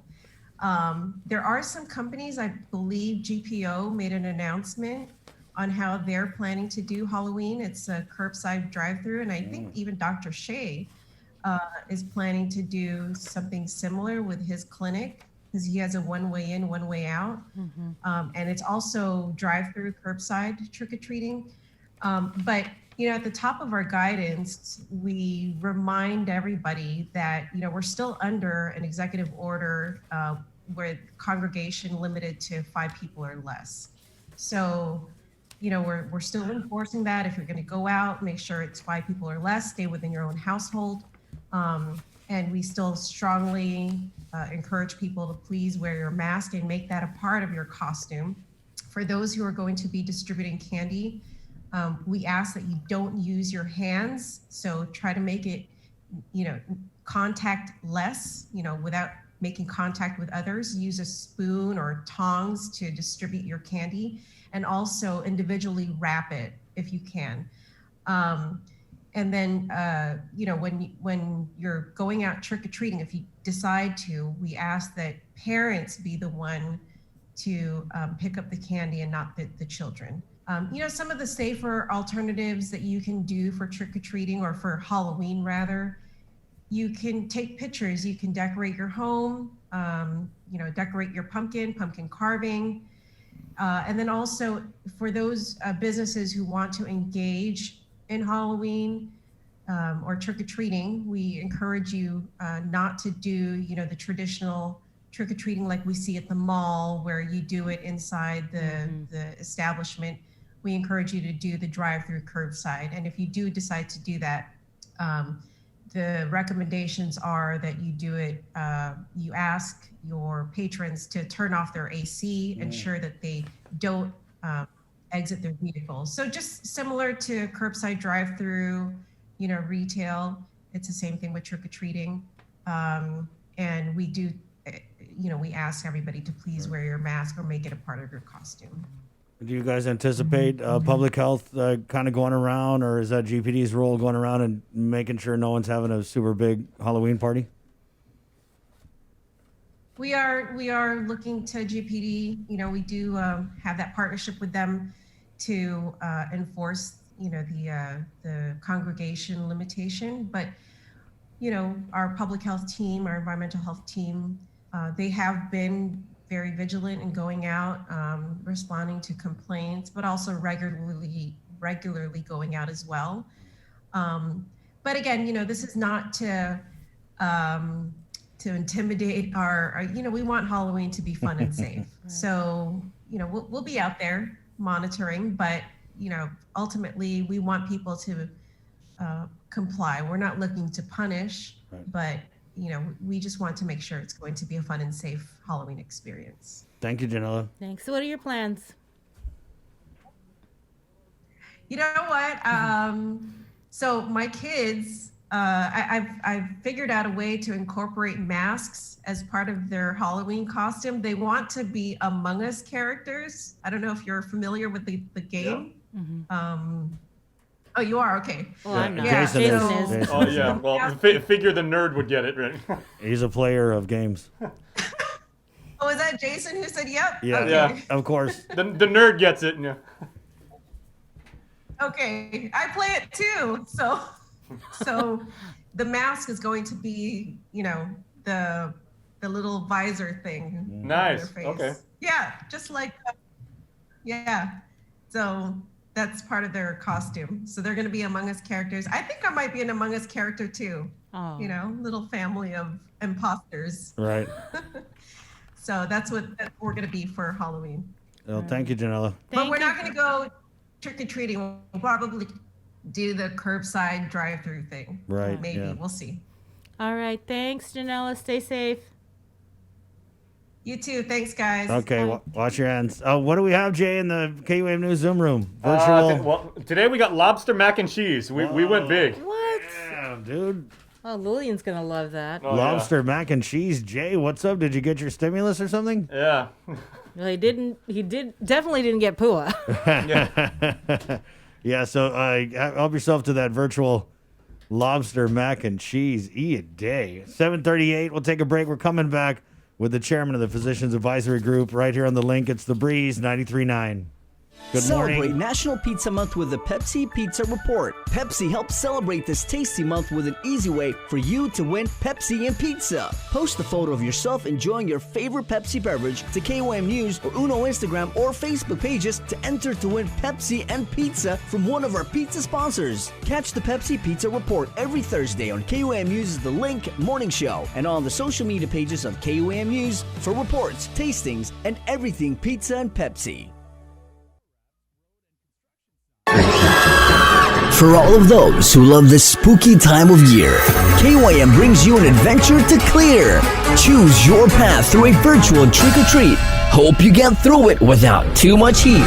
Go to KOM News IG for this fun and collect your prize when all is done. Take on this adventure starting October 26th and let this be your Halloween fix. It's fun for all in the family too. Happy Halloween wishes to them and to you. KOM's virtual trick-or-treat adventure is sponsored by McDonald's. My name is Mike Kilaiko. I had this sign at my house in the 2018 election. I supported Michael St. Nicholas because I really believed that he was the leader that we needed. I put my life and business on pause and worked for him in Guam and Washington, D.C. And I got to know what kind of person he really was. He doesn't respect or care for ordinary people. He's an expert in Facebook, but he will not face our people. He is more about promoting himself than promoting us. We need someone who can be honest and trustworthy and work hard for us every day. A leader who respects our veterans and cares for the needs of our Manumku and Manhoban. Robert Underwood is an experienced and trusted leader who respects and listens to us. We need a leader who is honest and trustworthy. This is why I am ready for Robert Underwood for Congress. I'm Robert Underwood, and I approve this message. The holidays are almost here, and we could all use an extra dose of cheer and joy this year. So, we're breaking the rules and giving you a holiday head start on Breeze 93.9 FM. Throughout the months of October and November, listen to the special holiday head start blocks of all the season's favorites from 2 p.m. to 3 p.m. and again from 8 p.m. to 9 p.m. Let's try to make spirits bright and make this the most wonderful time of the year. Happy holidays from Breeze. Your generosity can change lives. Disasters won't stop during this global pandemic, so neither will we. The Guam chapter of the American Red Cross is calling on the continued support of the community to assist with their mission of providing disaster relief and recovery efforts, military family support, and life-saving training and certifications. In times of emergency, our support will not waver, and we pray that your support of our efforts will continue as well. We invite you to join us in commemorating our 20th annual signature fundraiser virtually this year by supporting the Red Ball in a Box. We will be delivering special red boxes, which include a 4-course dinner from Micronesian Chefs Association and wine to our patrons and sponsors. As a sponsor, your company and message will also be featured in a special television tribute to the Guam chapter of the American Red Cross. For sponsorship opportunities and more information, please call 688-0280 or visit our Instagram or Facebook page. Let's support our community. Though we're apart, we're still together in generosity and support. You're watching The Link with Chris and Sabrina on TV 11, but don't leave yet because we're coming up next on CBS This Morning. We got your 6. At 6 a.m. with The Link on Breeze 93.9 FM. Bree and I connect you with all the latest news and information you need to know to start your day. Then check back with Guam's news leader at 6 p.m. for the day's top headlines with KUAM News Primetime. From 6 a.m. to 6 p.m. and everything else in between with KUAM Digital, we got your 6.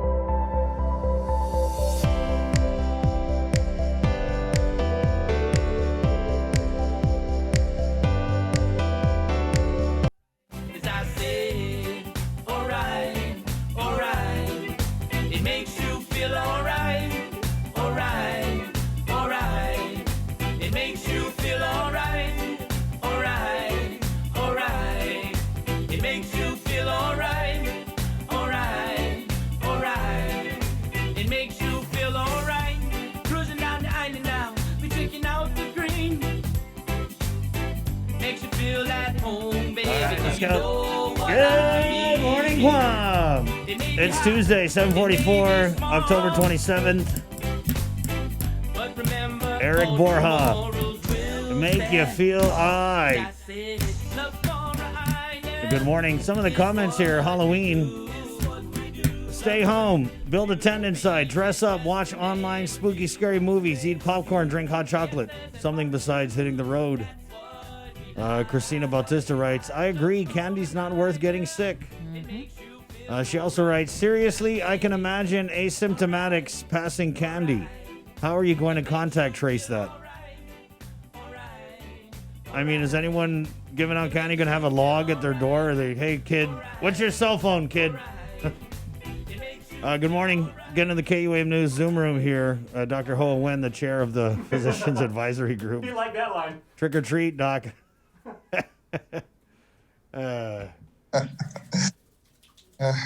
Always good to start with a smile. Good morning, guys. Good morning. So I know you sat and you heard the interview with Chima Mbakwe, who's the medical operations chief at the Department of Public Health and Social Services. Saying that people just don't get it. There's no one to blame but us humans for the transmission and the spread of the virus. Can't blame the mosquitoes. Yep. It's only us. Damn humans. What a letdown we are. God. Yeah. Well, our culture on the island is part of the one of the worst enemy of them all, because we all tend to get together as a family, and so this virus kind of take advantage of that. It's like I tell everyone, all my patients, is that this virus have a 2-week lifespan. So if you kind of stay away from each other for 2 weeks, it cannot find a new host, a new person to jump on. It will die, go away. But that's the challenging part, is basically have everyone stay away from each other for about 2 weeks or so.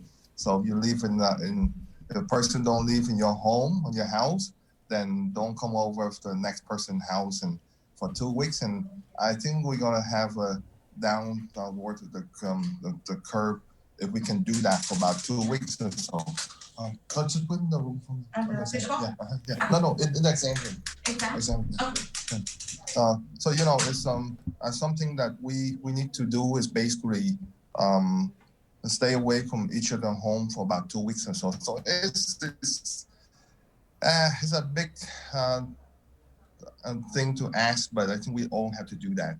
So we just have to go on and just keep reminding people about, be cautious about everything else around you. Okay. But for Halloween, I think the kids should have fun, but there's several things that we have to pay attention to. If you are sick, I would stay in the room and not interact with the rest of the family or with other kids, because remember, the only way the kids can get it is through an adult. Okay, so we have to be very careful on if the adult is sick. Just stay away from the rest of the family, so that way the kids can enjoy the Halloween. But I wouldn't get into a large group at all. And we keep hearing the same things. If you're sick, stay away from the family, because we see this every day in the clinic that a car drive up, a person sick, but they have like 3 or 4 other people in the car that's not sick. So I'm not, that message go across that, and the reason that we hear all the time is that I thought we just have a cold, and that's the reason why I don't stay away from my family. But, we often see, car coming up with one person sick, positive, and you look in the car, you have, 3, 4 people in the car. That's how, the number is so high, because it just keeps spreading on within the family. So, if you're sick, stay away from the family. If you're sick, don't go to work. That's the thing. We have a comment here. Veronica Suzuki Nauta writes in on our Facebook live feed. You can't just stay away for 2 weeks. People go to work and get exposed every day, which restarts the 14 days every time. someone goes to work and they'll add, or, catches the virus, right? Yeah, that's why I say if you're sick, stay away from work. Don't go to work, and that's the thing. That's what I try to tell this community is that get the employee to say if you see something, say something. Some coworker that's sick and cough sit right next to you. Say something. Get that person to go home, but don't sit right next to them the whole day. And the workplace, if you really wear your mask at your workplace, you won't get it. The only time that you can get the virus is take your mask off, and talk to somebody, or take your mask off during lunchtime, or take your mask off with your friend at work. So again, remind people that the masks help a lot. Mm-hmm. Of course you can go to work. Just wear your mask at work, and you see your coworker that's sick, tell them to go home. If they don't go home, then let the HR supervisor know. You gotta protect yourself. So, like I say, that's something that you can minimize the spread in the workplace. So, like I say, everything is safe. If we use the precaution we use is basically mask and then social distance, wash your hand, and you do that, you won't get sick. Okay. Yeah, I mean, it's easier said, right? Because Yeah. people, we've been saying this how many months now, wear your mask and don't visit your family member that's not part of your household. But people are still doing it. The numbers are still showing that the infections are occurring from people who are visiting family members, right? And so what do you do then? What do people do? Do they carry around their alcohol and just spray it all over the place when they go, visit family members because nobody wants to listen? Wear a mask. It's still education. We haven't do a whole lot of education. It's just that sometimes things like that every 2 weeks or so we need to replay the message. Through different platforms, through TV, to radio, to the Facebook.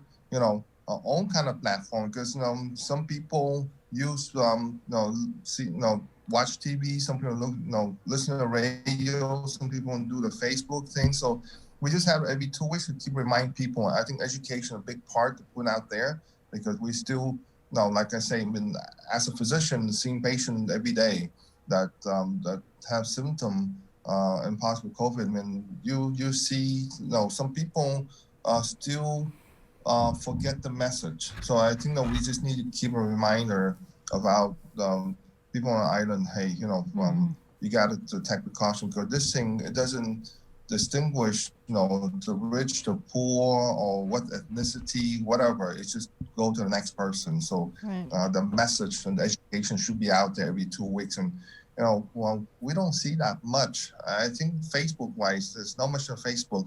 I wish the young people go through the digital platform. So it's something that I think education, the part, we need to do a lot more. Mm-hmm. What's on the agenda for tonight's physicians advisory group meeting? Yeah, we really need to get on board a digital platform to improve our isolation, contact tracing. Because I think everyone knows that is still way behind. If you do any type of manual process, you're not going to catch up. The case is going to be adding more and more. Every day we add about 70, 80 new cases. So eventually, if the manual tasks that we do at this time, we're going to be way behind. So when you get a digital platform and everyone can just search the web base and see what the next person do, it's a lot better. If you have a positive, and you can send a text message to that person and say, hey, you're positive, it's really cut down the time that someone have to call the patient and say, hey, you're positive. And then the isolation team can see the message right away, rather than say, I didn't receive my fax, I didn't receive a call. Because when you log into the web base, it put an alert there. You're going to see it. So we need to get to that stage where everyone can see each other work, and accountability go up when you do that. So that's something that we're going to push to the max to get us to change the way we do things the last 8 months. I mean, there's some we should jump on it 3 months ago. You know, we're way behind. So, but like is to get people to accept new things is very hard. You know, and but sometimes we have to learn new things to go forward. Doc, so you've been saying for the last few times that we've had you on that the only thing that'll work is a 2-week lockdown, but you've also said that we can't move backwards. So what are you guys advising the governor of this week? It's not a 2-week lockdown. What we try to tell Chris is that, you know, to go backward and lock people up is not going to work. You know, we have to kind of move forward and do a lot of other interaction. Like, you know, you have to, again, you got to find people. You know, you got to make sure that people are accountable for what they do. If you have a large gathering, you know, you break the executive order regulation, then you got to be fined. You know, I think we give like over 3,000-4,000 warning, but warning will have no teeth if you don't have monetary attached to it. People got to understand that, hey, what you do, you have to be responsible for. You know, but what you do affect other people around you. You know, that we have to respect each other and make sure that what we did doesn't cause other family members to get sick or cause another person around you to get sick. Because ultimately, it's going to bring back to the family, and the people that have high comorbidity will be the one that will get sick. You know, you can see the death rate go up. We got 3 deaths yesterday, and you know, besides the 28-year-old that passed away, you know, the other 2, the elderly that have comorbidity, and trust me, those elderly people, they don't go around; they are at home. So somebody bring back to their home the virus. 80-year-old, 90-year-old doesn't go around; they stay at home. So that's something that family members need to be cautious, and not bring the virus back to the family, because you know you're gonna affect the elderly. You know, the people, the 60-year-old and above with high comorbidity, they have the message. They heard the message, and those are people that not travel and not going around. They stay at home, but still, again, family bring back the virus to the home. So you gotta be careful and take care of your own family. Right, and I think yesterday, or the day before, one of the COVID-related fatalities was a 28-year-old. Yeah, I think GRNC, right? Now that I recall. What did you hear about that, Doc? Did you hear anything?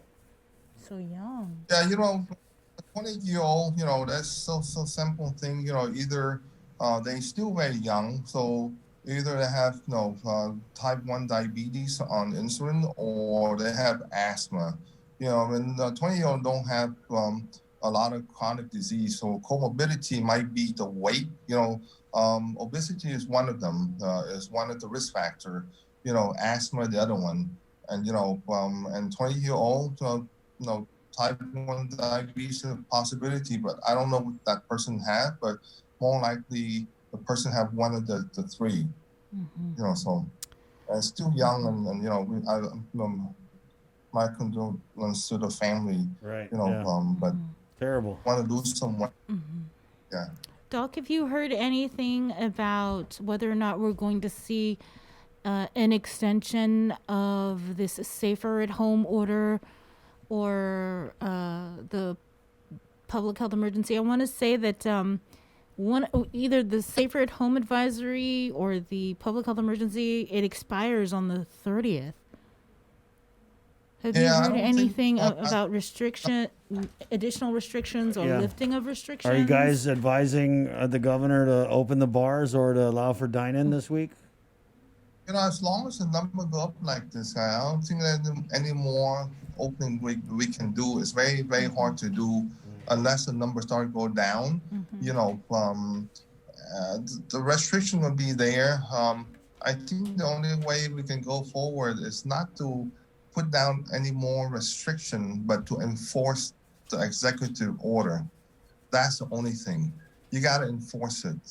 Executive order won't be any good unless you really enforce it. You can warn somebody so many times, it's not going to do anything. It's just a warning. I can do it again if I want. Just like the restaurant down south, I can open if I want. What you going to do? You can't shut me down. So I think that enforcing the law, enforce the regulation, enforce executive order, that's the main thing. People have to go through the business.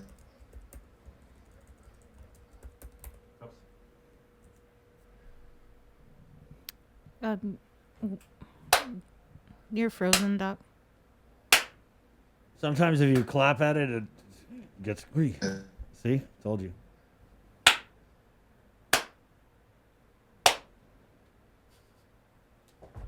All right. Doc, stand by. I'm going to do this here. It's 8 o'clock, KUAM FM in Agotnia, Guam. Thank you to our viewers on KUAM TV for jamming with us this morning. It was a great morning. We woke up. It was cloudy. It's still cloudy. But you know what? You're shining. You're shining over there in KUAM TV land. We have a great day of programming on the way for you guys. So do us a favor. Jump on over to our KUAM News Facebook live feed. It's awesome. And we're also here on the radio traditional. If you want to go traditional, KUAM FM, Agotnia, Guam. My name's Chris. I'm Sabrina. Right on. Okay, KUAM TV. Esta adios.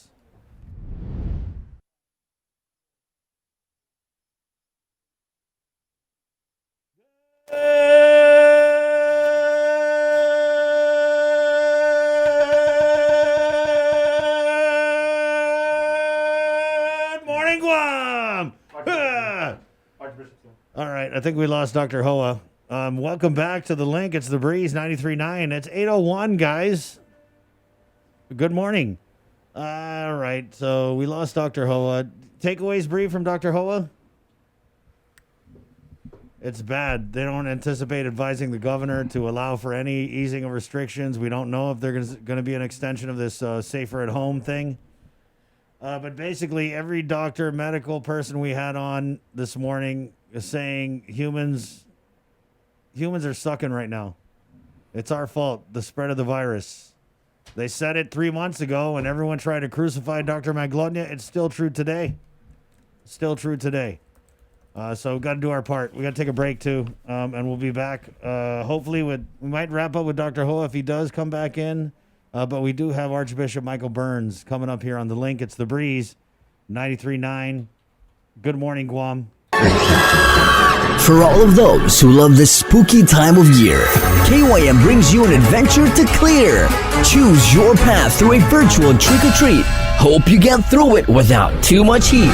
Go to KYM News IG for this fun and collect your prize when all is done. Take on this adventure starting October 26th and let this be your Halloween fix. It's fun for all in the family too. Happy Halloween wishes to them and to you. KUAM's virtual trick-or-treat adventure is sponsored by McDonald's. Pepsi Guam Bottling, a local company. We produce your favorite products right here on island, like Pepsi, Mountain Dew, Hanum, Chamorro Punch, Tropical Ice, and more. We've invested millions into local production and will continue to upgrade our facilities and provide local jobs so you can truly buy local. Our long history of producing the freshest and best products will continue. This is our vision. Pepsi Guam Bottling.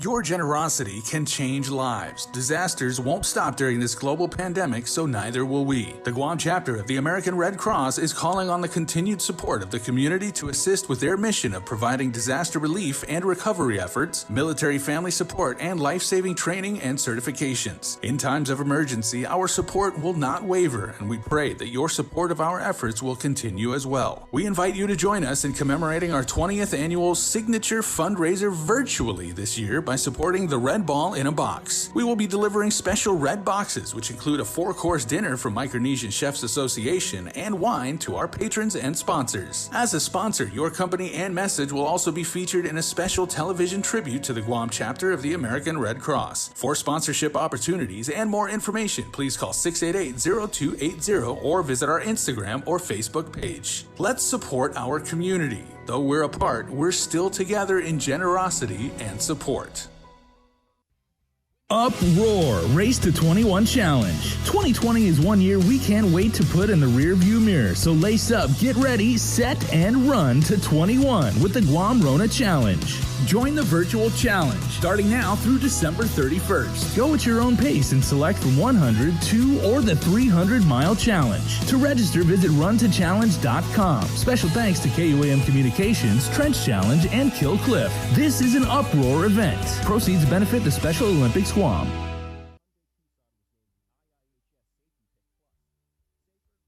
Celebrate National Pizza Month with the Pepsi Pizza Report. Pepsi helps celebrate this tasty month with an easy way for you to win Pepsi and pizza. Post a photo of yourself enjoying your favorite Pepsi beverage to KOM News or Uno Instagram or Facebook pages to enter to win Pepsi and pizza from one of our pizza sponsors. Catch the Pepsi Pizza Report every Thursday on KOM News' The Link Morning Show and on the social media pages of KOM News for reports, tastings, and everything pizza and Pepsi. The Christmas Pops Virtual Holiday Shopping Fair is coming on Sunday, November 29th. It's the 3rd annual Christmas Pops event with local artisans, crafters, and businesses in a reimagined and safe way for you to shop. As many small businesses struggle to survive, the call to buy local is greater than ever. To learn more and participate in this one-of-a-kind multimedia marketplace event on the stations and digital platforms of KUAM Communications, bringing together the island's biggest array of local vendors, email bettyann@kuam.com or visit kuam.com. Presented to you by Stroll Courier. Get all your packages, documents, and gifts delivered island-wide. Visit strollguam.com/courier and book a delivery today.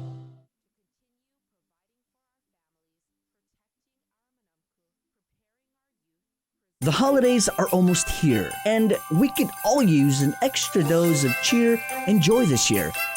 So, we're breaking the rules and giving you a holiday head start on Breeze 93.9 FM. Throughout the months of October and November, listen to the special holiday head start blocks of all the season's favorites from 2 p.m. to 3 p.m. and again from 8 p.m. to 9 p.m. Let's try to make spirits bright and make this the most wonderful time of the year. Happy holidays from Breeze.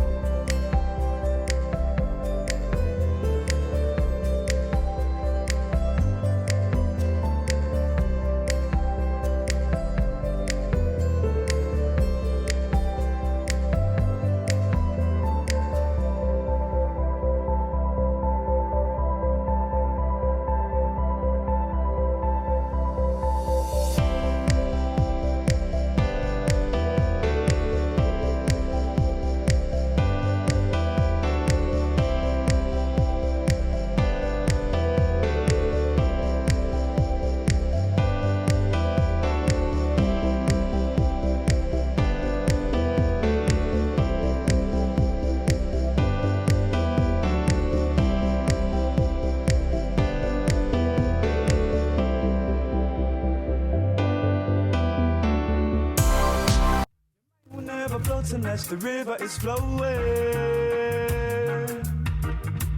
down by the hillside. ride when it's raining. Hey, good morning. Shady Hills. These guys, they were training out of Simon Sanchez Dojo High School with this song. It's a great song. It's awesome. Local music. Yeah, hey, what's up? Good morning. Because without you, our music, it wouldn't be served. I want to thank you. For much appreciation, the music is heard. It's the vibes. Just letting the vibes roll out. Because without you, our music, it wouldn't be served. I want to thank you. That's good. I love this song. Just thanking Bob Marley for all the vibes. That's good stuff. 8:10. Let's get to the KUAM News Zoom Room. By the way, the show is brought to you by Carrier 647 Cool, Cowboy Enterprises, and IT&E. Red Ribbon Week, guys. No, we didn't suddenly move to Agate. We're celebrating Red Ribbon Week. All right. That's why I'm rocking this loud and proud. A lot of people need help on our island, so let's raise awareness. So we got the guard coming up about that too. Good morning. Let's get into the Zoom room where we have Archbishop Michael Burns standing by, and what has kind of it been a whirlwind of a weekend for a lot of people on this island, as the Pope had come out with some comments with the media last week. I know we covered this yesterday, Bree, but if you could, let's go over the Pope's comments. The Pope's comments? Yeah, and then we'll go. His comment in the documentary? Yeah, yeah. Let me pull it up.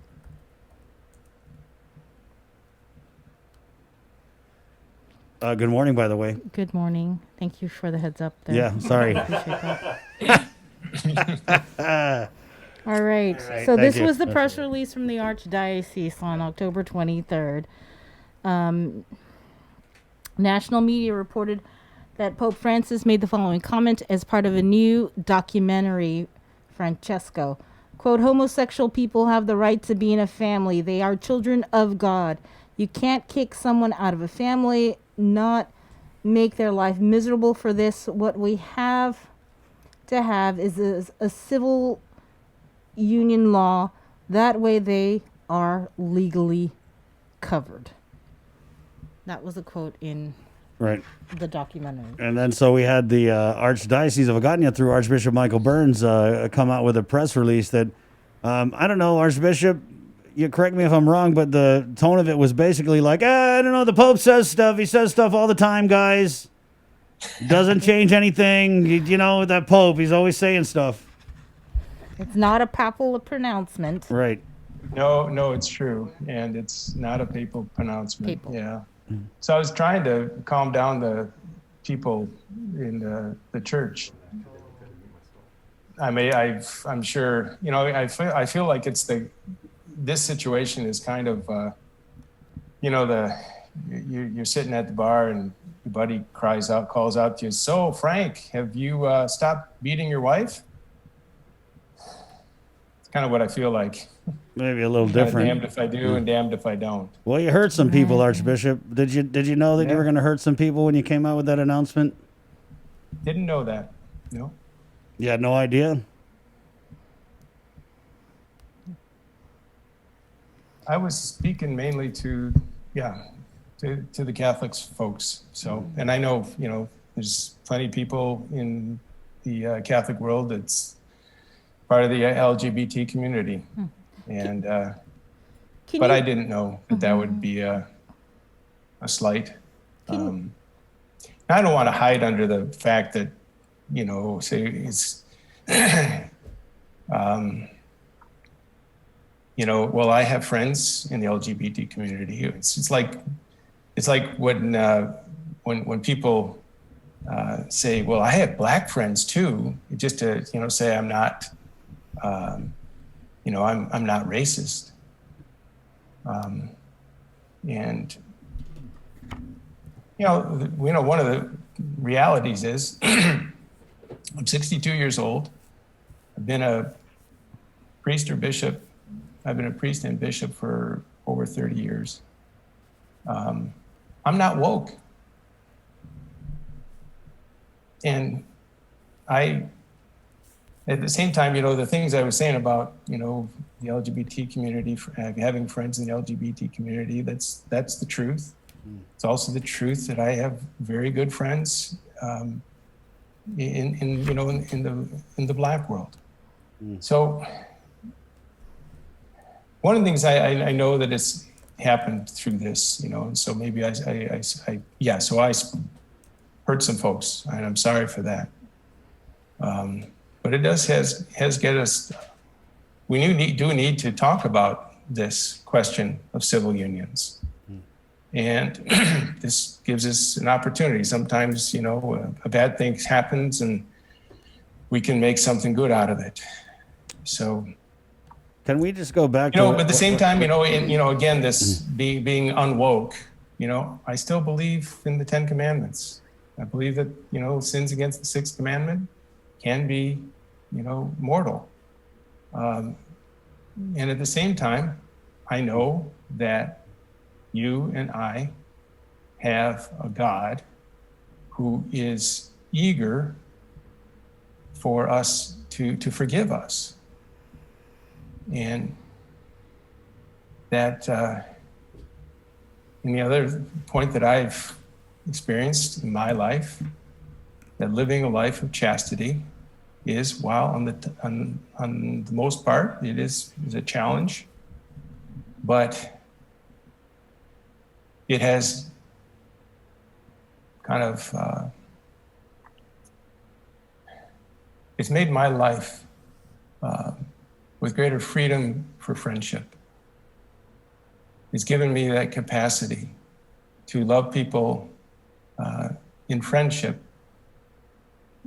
and without that kind of obligation that sexual activity,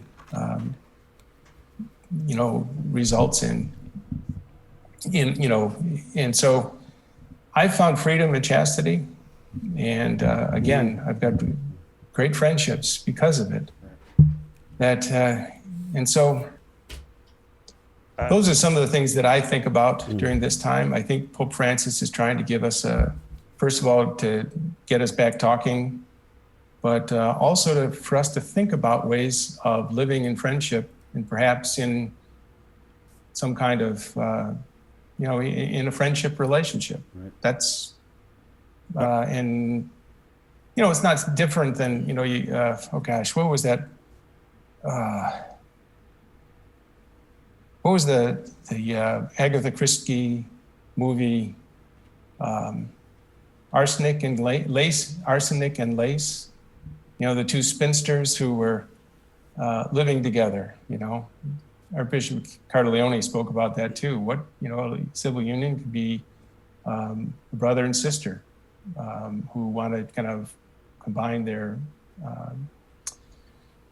salaries and make some kind of a trust or something like that. Archbishop, can we just go back to what you said in the beginning, where you said you likened your release to someone shouting out in a bar, "Frank, do you still beat your wife?" So are you equating homosexuality and the behaviors of the LGBTQ community to beating wives?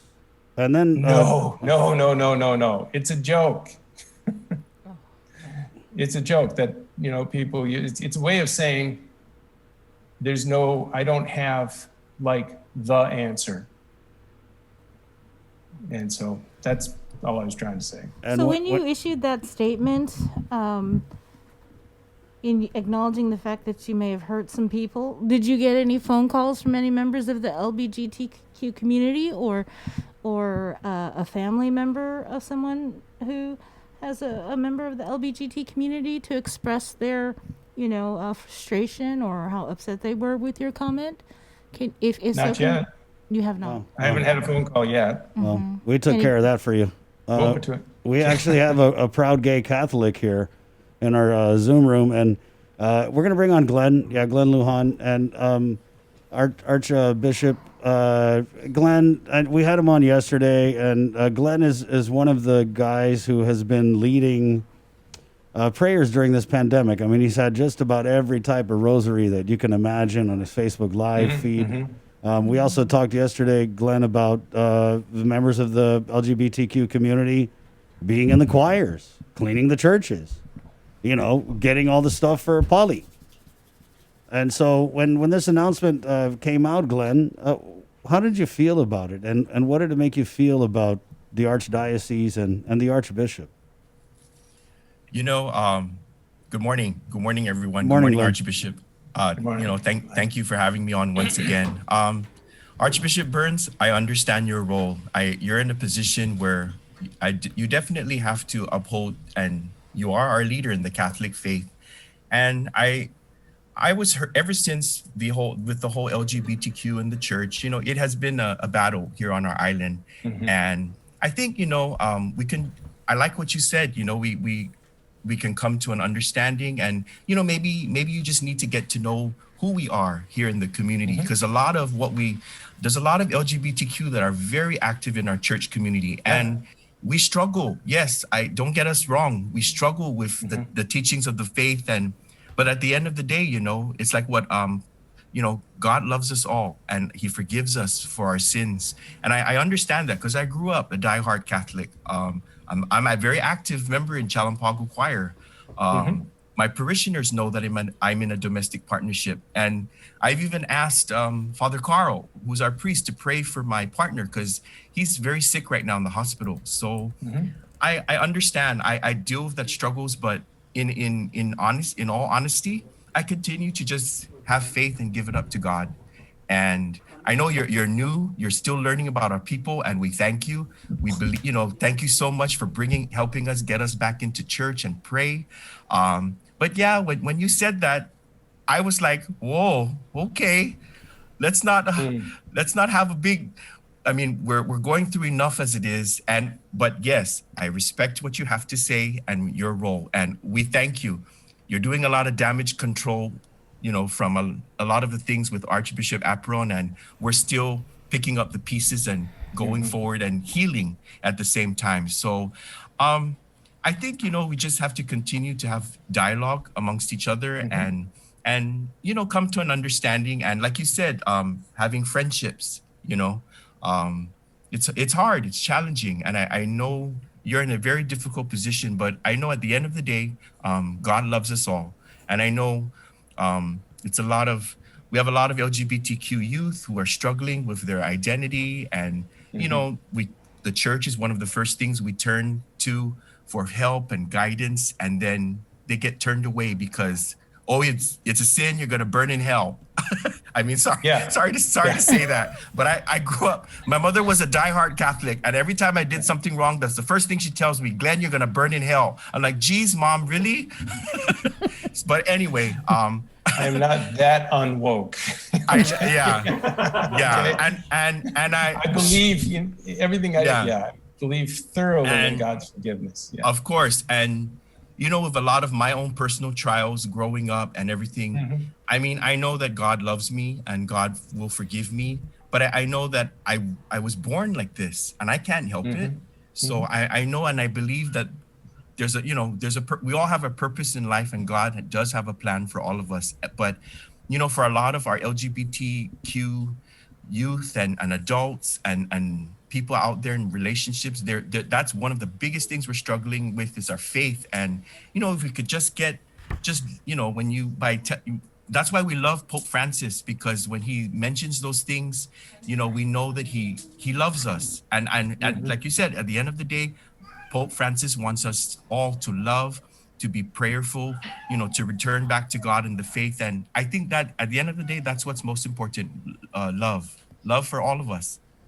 Doesn't matter whether we're straight, LGBTQ, everyone, across the world, most especially with what's happening in our world today. So, I thank KOAM for bringing us on together. And, I just wanted to share my thoughts. We just need to come to an understanding and a healthy discussion about all these issues that we have. But I have no problems with the church. I still love my church. I don't care what they say. And I still love you. Thank you. And I love you too. You have your work cut out for yourself too. And I'm like, oh boy. When I heard that, I'm like, he better get his battle armor ready.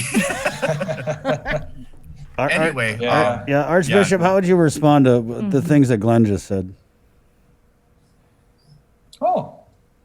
I think we're starting a friendship. Thank you. That's yeah. That's how my approach said. Yeah, let's talk. Sounds good. Sounds awesome. Right. See, everybody, don't get mad. Everyone out there, that was beautiful. Don't come for me in the Archbishop, huh? Don't be saying. No, I'm telling you, Archbishop Burns, our people out there can be very vicious, and it's driven by anger and a lot of hate. But we need to turn it around and change that, because right now, we don't have the time for this right now. There's a bigger picture out there, and we all need to come together and pray. And there's so many things happening. There's so much death. I mean, the true enemy out there is this COVID-19 and all things negative throughout the world. And we really need to change that. And I mean, Lord knows, maybe this is the reason why. Maybe God is telling us we need to open our eyes and wake up. I mean, that's how I feel, in my own personal, But I thank you, for this dialogue, and, thank you for, and we're human. You're human too. So, as we move forward, let's make this a positive step in the right direction and have a discussion. And oh my gosh, you're my friend. Archbishop, you talked about not being woke. Can you kind of explain what you mean by that? Well, in general, just being Catholic means that you've got a set of a set of axioms that you live by, and in an attachment to, it seems like in our contemporary society, what I as a Catholic, or what the Catholic Church would call a sin, or if you just look through the Catechism, the things that are written about the moral life, seems almost like a dinosaur to some people. And I'm definitely a internet dinosaur, for sure. I will confess to that. But I think I'm somebody that believes in the truth of the gospel. I believe the scriptures, and I try to live by them. So I don't know if that's maybe I don't even understand what woke means, but that's the word I hear a lot of times. Yeah. But so I really believe this stuff, and I'm ready to ask forgiveness every time I break it, and especially when I hurt people.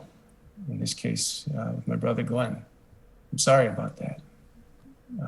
And you know what? It's okay. It's okay, Archbishop Burns. I mean, we're all, like I said, at the end of the day, God loves us all. And yes, we're struggling day to day. We're trying to live our best to live the gospel. And I hear you with the teachings, but there's that one itty bitty part, because we are in the same same sex relationship. But everything else, we're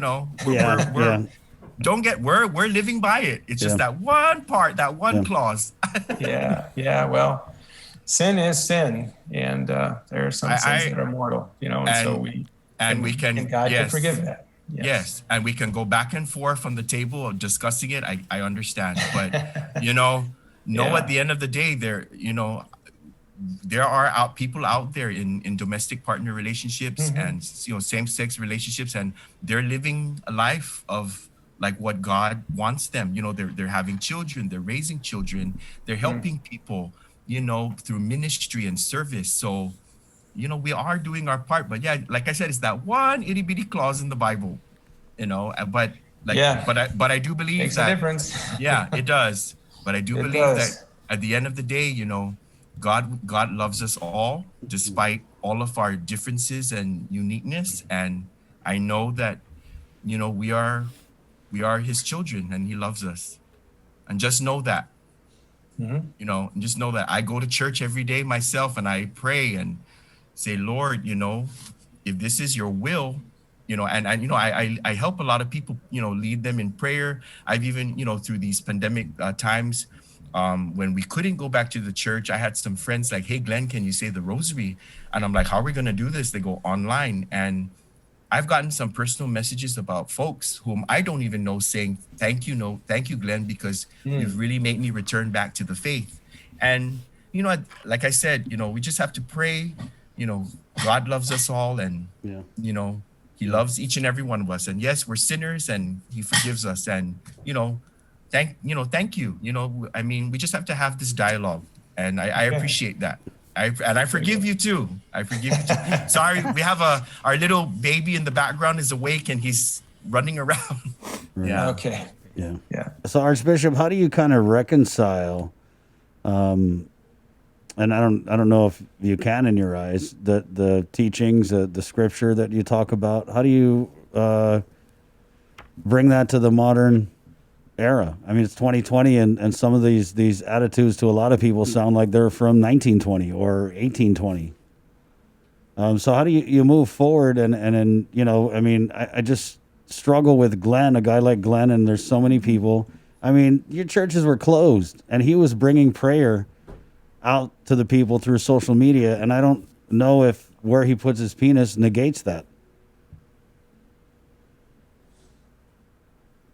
So how do we kind of preach that message of compassion that the Pope is so fond of in this day and age? Well, with the church, you know, the concern about sin is that, you know, it's about happiness. And, you know, the freedom to love unconditionally. And, you know, some kinds of sin lead us into kind of conditional love. You know, I need this from you instead of that. You know, for instance, just a simple thing. What does the sin of adultery do to a marriage?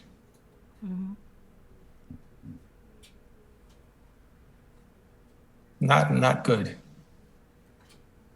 And, you know, living in faithfulness in marriage leads towards better, more happiness. That's a simple thing, but that's the way Christ thinks, and that's the way the church tries to think. That, you know, living a chaste life, you know, even people in you know, married men and women, we still have to live in chastity. You know, chastity is about, you know, a kind of, it gives us a freedom to love. It gives us freedom to love in a way that doesn't have a kind of a transactional kind of element to it. So in the end, the church is about happiness, eternal happiness as well. So there's a great scripture that I might even just read, if it's okay, I could just read it to Please you. do. But I think it's... Yes, please share. Okay. While you're getting that, Archbishop, you know, I want to just share. I've been in my relationship with my partner for 25 years, which is the longest. And, you know, I know other couples out there who have been in long-standing good relationships, and, you know, they're living life just like any regular, you know, straight marriage. Mm-hmm. So we do see what you're saying, and we do understand that, you know, about everything. Yes, like I said, we can go back and forth, and I understand. I understand where you're coming from, but, you know, at least with this dialogue, you know, and seeing the people out there that we actually can sit and just sit down and understand one another. You know, it's like you said, it's about happiness, and I know that God loves us, and, you know, we're gonna be okay. I think we're gonna be okay. I firmly believe in my faith that we're gonna be okay. Okay. So let me just read this to you, because I think this is one of the, it's a convicting and a remedy, a conviction and a remedy. So in 1 Corinthians 6, St. Paul says, "Do you not know that the unrighteous will not inherit the kingdom of God?" This is going to be hard. Sorry. "Do not be deceived. Neither the sexually immoral, nor idolaters, nor adulterers, nor men who practice homosexuality, nor thieves, nor the greedy, nor drunkards, nor revilers, nor swindlers will inherit the kingdom of God. And some were such as you, some of you. But," and this is the biggest but in the line, "but you were washed, you were sanctified, you were justified in the name of the Lord Jesus Christ and by the Spirit of our God."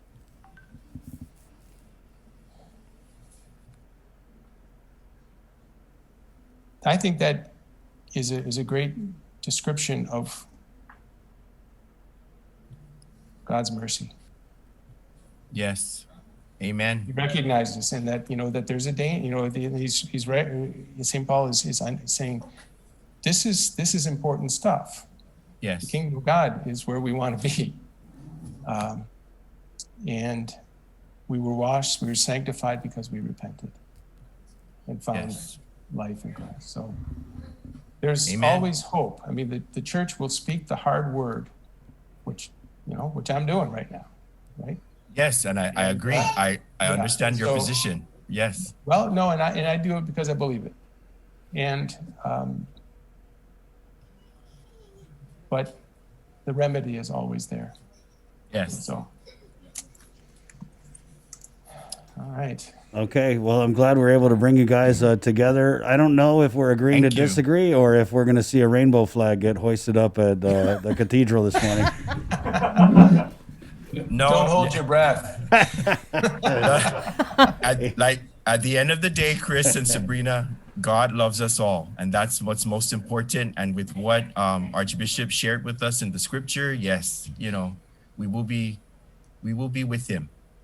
Yes. Thank you. Right. Thank you, Archbishop, so much. Thank you, Archbishop. Thank Glenn, you for this opportunity. Glenn, I know it's last minute. Thanks for jumping on. I just really wanted to, because we had you on yesterday, we had Lassie on yesterday, but Archbishop was kind of missing from the conversation, and I wanted to fold you guys in it together because I think that this is something that, it doesn't just affect the Archdiocese. I mean, it's having an effect, all over. So thank you. Thank you. Thank you. Thank you, Archbishop. Guys. Okay. Thank you, Archbishop. Stay safe. God bless us all. All right. There's a virtual lobster mac and cheese in the KUAM News Zoom room if you guys want to grab some on your way out. We went fancy today. Yeah. That's the kind of thing you want to eat in the morning to burn it off the rest of the day. So thank you again, Archbishop. And Glenn, thank you. Thank you, my friend. Stay safe. Thank you. Esta. Okay. We'll take a really quick break. Okay, Yep. well, if anybody was Okay, wondering, Jay. if anybody was wondering about that scripture, if they have a Bible or you would like to Google it right now, that the Archbishop was just citing from 1 Corinthians chapter 6 verse 9. If you would like to look that up. Thank you. It's 8:37. We're back with Red Ribbon Week next on The Link. It's The Breeze 93.9. For all of those who love this spooky time of year, KYM brings you an adventure to clear. Choose your path through a virtual trick-or-treat. Hope you get through it without too much heat. Go to KOM News IG for this fun and collect your prize when all is done. Take on this adventure starting October 26th and let this be your Halloween fix. It's fun for all in the family too. Happy Halloween wishes to them and to you. KUAM's virtual trick-or-treat adventure is sponsored by McDonald's. Uproar Race to 21 Challenge. 2020 is 1 year we can't wait to put in the rearview mirror. So lace up, get ready, set, and run to 21 with the Guam Rona Challenge. Join the virtual challenge starting now through December 31st. Go at your own pace and select from 100, 2, or the 300-mile challenge. To register, visit runtochallenge.com. Special thanks to KUAM Communications, Trench Challenge, and Kill Cliff. This is an Uproar event. Proceeds benefit the Special Olympics Guam. GU Self-Storage, conveniently located near the Harmon McDonald's. We offer affordable rates, online payments, and auto bill pay for your convenience. Plus gate access daily from 6 a.m. to 9 p.m. Call us today at 648-7867 for more information. Celebrate National Pizza Month with the Pepsi Pizza Report. Pepsi helps celebrate this tasty month with an easy way for you to win Pepsi and pizza. Post a photo of yourself enjoying your favorite Pepsi beverage to KOM News or Uno Instagram or Facebook pages to enter to win Pepsi and pizza from one of our pizza sponsors. Catch the Pepsi Pizza Report every Thursday on KOM News' The Link Morning Show and on the social media pages of KOM News for reports, tastings, and everything pizza and Pepsi.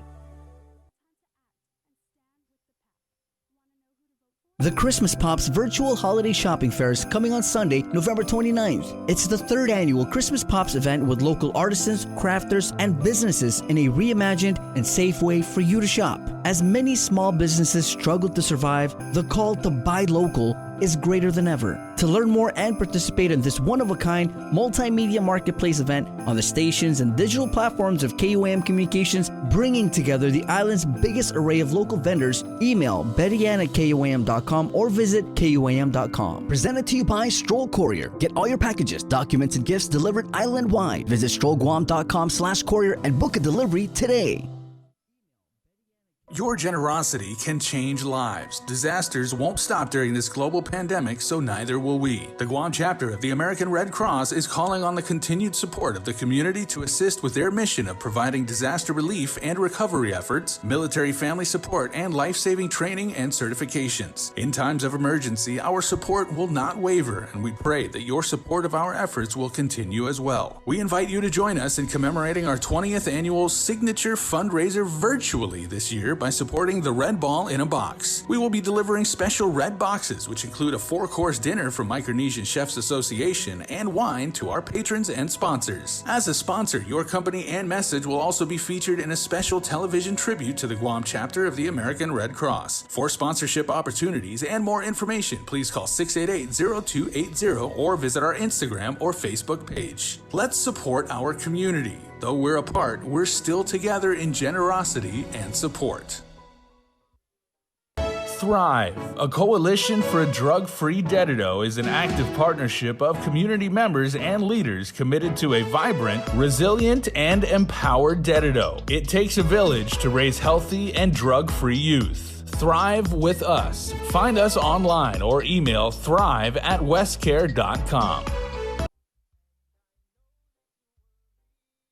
We got your 6 at 6 a.m. with The Link on Breeze 93.9 FM.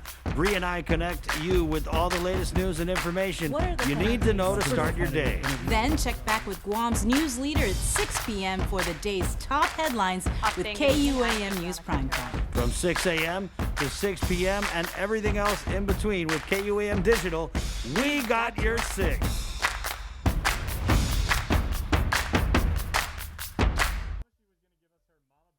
Pancake recipe. For those of you who still want to give it a shot, because I mean, you can have pancakes anytime, right? We did put that in the comments. It is, and I guess since we just finished with like a religious theme interview, it is pretty divine. It's an amazing recipe. So guys, go copy that. Go check that out. Right. I had a bunch of comments here from the interview. James Ken Ariola writes, by reading that, Archbishop shows he does not support our community. God loves us all no matter what other people say. That was definitely an interesting dialogue. Ken Hernandez writes, I feel like KUAM couldn't get anything from the Archbishop.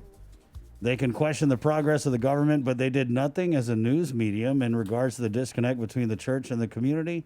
I beg to differ, Ken. We did everything. We brought the two voices together at the table, and we asked the Archbishop where he was coming from with that release. So thank you, though, for your input. Let's go to the KUAM News Zoom room here, where we have standing by from the University of Guam, Mark Bitwin and Anissa Tapasnia, who are going to come on and talk to us about a safer Halloween here. We're doing UOG Triton Spooky Bag. So good morning. Afternoon, good morning. Thank you for having us. Of course. Just tell us a little bit about your group there at UOG and how you came up with this idea to do spooky Triton bags. Sure. So my name is Mark Between. I'm the current day. And here with me, I have one of our senators, Anissa Tapasnia, and she's actually the chair of the event. So I'm gonna pass it on to her to explain more. Nice. Anissa, good morning.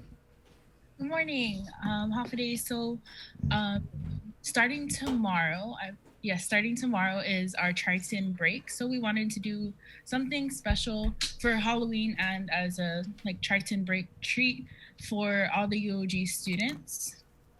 So we will be giving out little treat bags for the first 500 students that come, and it includes gift certificates, candy, stickers, and then a chance to win some electronic devices from the bookstore. Is this different from the event for Saturday? Yes, that is the Saturday event. It's gonna. Oh, I thought you said tomorrow. Sorry. Sorry. No, because it's for our Triton break, which starts tomorrow. Yeah. So our administration and the Board of Regents, we all came together and talked with the faculty, and they decided to give all of us a break for a week, just to kind of rewind, refresh, and just relax for a bit, because it has been a new and exciting, totally different scenario for all of us, going through online classes. So, we all had to figure out a new way to adapt to this, and this is just their way of giving back to us and giving us that break to kind of refocus and finish off for the remaining of the semester. So that's kind of also where our council, the SGA, came up with the idea to let's host an event to kind of just give them that morale and that boost to finish off the semester. Because usually on a regular semester, our council would plan different events for the students to kind of just enjoy and look forward to during the semester. But since the whole COVID thing, we can't do our normal events, so we had to find new ways to kind of give back to the students and look out for them. So then again, let's just talk about then the event scheduled for Saturday, the hours, and what exactly is in this Triton spooky bags. And So is this just for students? Yes, this is for UOG students. The event is scheduled for this Saturday, Halloween, from 10 a.m. to 5 p.m. And included in the bags will be gift certificates to a couple local businesses, candy, sticker packs, and a chance to win some electronic devices. Ooh, what do you mean? Like iPads? What? Phones?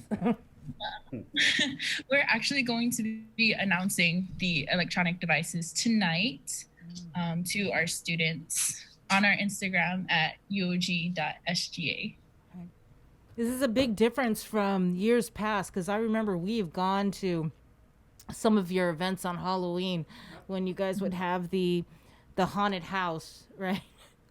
And then there was like a carnival. Yeah. Kind of missing that? You're missing that? That was crazy. Yeah. Yeah, we definitely miss planning those type of events, and this whole situation just definitely was a bit of a switch for us, and we had to find new and creative ways to kind of adapt to all the guidelines and all the protocols that we had to follow. So we had to make sure that we're in line with what we have to do and for our safety. And so our main focus also was, what can we do for the students during this time to make sure that they're still motivated and they still want to continue and finish school. Okay. Good job. So, just the guidelines for people, for your colleagues, your classmates that plan on participating, they have to wear a mask, things like that, right? Yes. So how we planned it out was it's going to be a drive-through pick up a curbside event kind of thing. We're planning out a whole route and everything. So they'll just drive down to UOG. We'll have cones set up, and then they'll fall in line. So once they reach the student center, they have to have their mask on, turn off their AC, and then roll down their window. We'll ask for their names, and that's basically their way of signing in. So we can keep track of who comes. And then, we're all also going to be wearing masks, have gloves on. So we're really trying to minimize the contact with each other. And at most, we're going to be like 5 people at a time. working on giving it out, and then we'll be having our shifts so that we're not tired out throughout the whole day, and we're able to accommodate for all the people that come throughout the day. All right. Good job, guys. Thank you for taking the initiative and doing your part to save Halloween. Thank you. Stay safe. And we don't want no spooky bags if they're really, really spooky. If they're just kind of spooky, okay. But, Bree does, you don't even watch scary movies, right? I don't watch scary Yeah. movies. I was like, hey, you ever see that movie? I've never seen it. If it's scary, I never seen it. Yeah. That's why going to your haunted houses, it's like, it really freaks me out. Yeah. Gotta suck it up and do it. Jay, you a scary movie guy? Oh, I love scary movies. Yeah. When I worked at Blockbuster, back when we had these things called for rental videotapes. I mean, I know it's a. You guys probably don't know anything about that. Yeah, way back. I mean, I used to take home 4 or 5 scary movies a night and eat pizza. Do you guys know what Blockbuster is? Yes, I was pretty young when that was still around, but I had my fair share of renting out DVDs and. I was still in the womb. I don't know nothing about VHS, but DVDs, yeah. No, well, since we're talking about Halloween, and you guys are, you guys have a proper, combination of fun and and bringing the Halloween scare. What are your favorite scary movies? I don't know. I think so far my favorite line would be the Zombieland movies. It's not your typical scary movie, but I think that's like my favorite series so far. But if you're talking about scary thriller pop-up stuff, the Conjuring series. Okay, right on. Yeah. Because to me, there's the horror is the two in my mind, two main genres where you have like the torture porn, which I'm not into that stuff at all. Torture porn? That's what I call it. No, that's what it's known as. That's what it is. It's like basically like it's not aliens. It's not deranged maniacs running around. It's just human cruelty. It's just not much thought going into. Let me show you guys me sawing this guy in half. I don't know. It bothers me. I think The Exorcist. That's how the I Exorcist like ruined me. I couldn't. The demon stuff. Right. Yeah. Well, actually, Mark and Anissa, I got a recommendation for you guys. You guys can find it on Shudder, or you guys can probably find it on YouTube. It's called The Houses October Built. Oh yeah, I saw it. It's about It the haunted is houses. going to Right, blow yeah. your mind. That's very intense. Right. We got to do a horror movie thing here, maybe Friday, right? Okay. Oh yeah. Anissa, what is your favorite horror movie? I'm honestly not that much of a horror movie person. Oh, but the irony. the last one I watched was Nun. The Nun. The Nun. It was pretty good. Right. Yeah. There's been some good ones that come out. What's the one, Jay, got the girl sticking her head out the car and Hereditary. Yeah. Oh, that was a good movie. That was. And then what was the new one from that guy where they go to the island? Thanks for that narrows it down. With some Midsummer, yeah. So yeah, what's yeah, the one with the girl with the hair in her face? That's The Ring, I The think. Ring. Yeah. All right.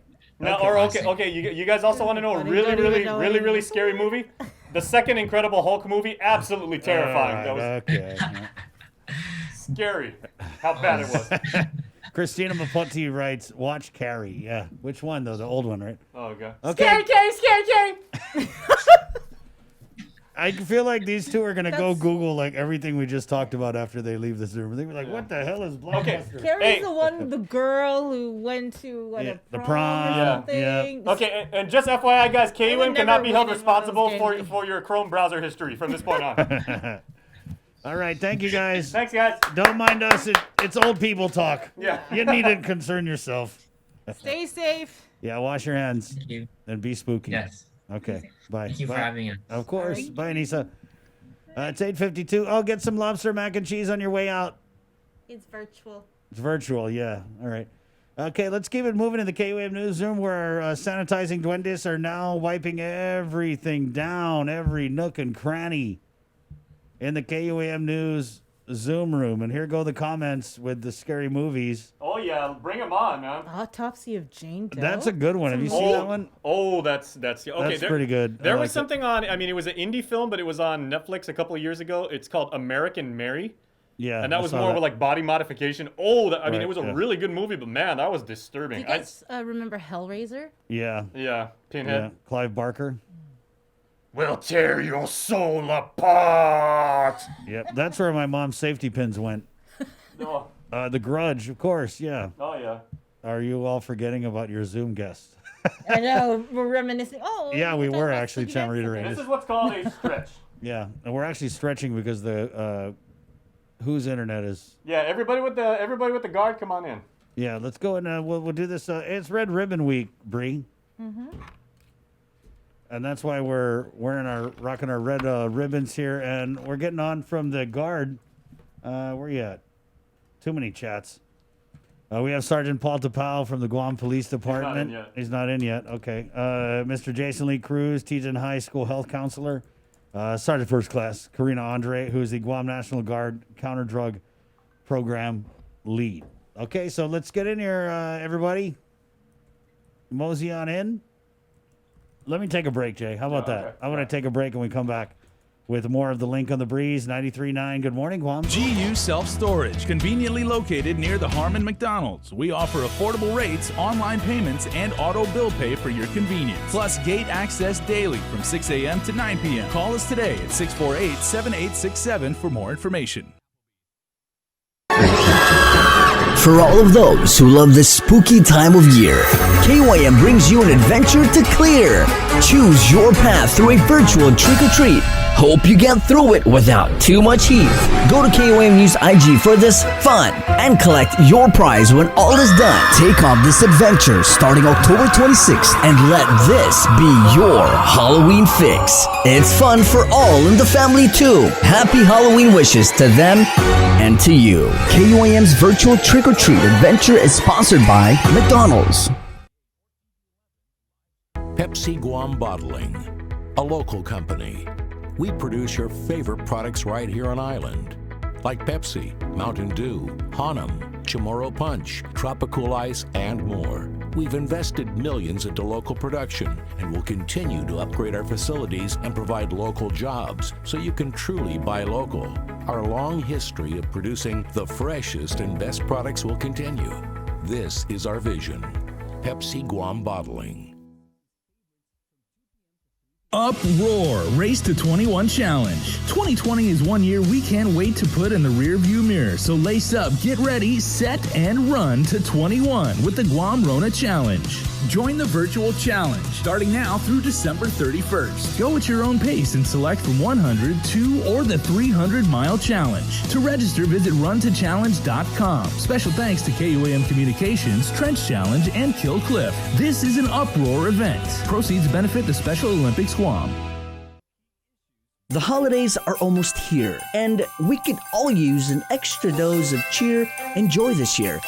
So, we're breaking the rules and giving you a holiday head start on Breeze 93.9 FM. Throughout the months of October and November, listen to the special holiday head start blocks of all the season's favorites from 2 p.m. to 3 p.m. and again from 8 p.m. to 9 p.m. Let's try to make spirits bright and make this the most wonderful time of the year. Happy holidays from Breeze.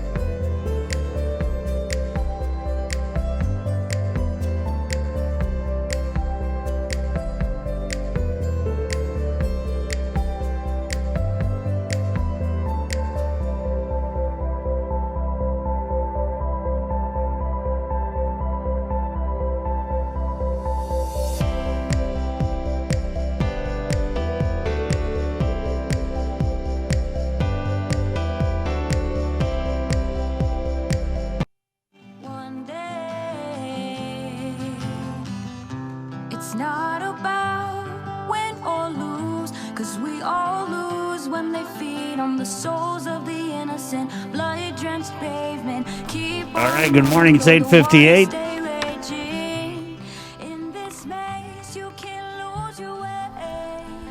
The Link, Carrier, ITNE, Calvo Enterprises, and the Thrive Coalition, where we remind you that it takes a whole entire village to raise healthy and drug-free youth.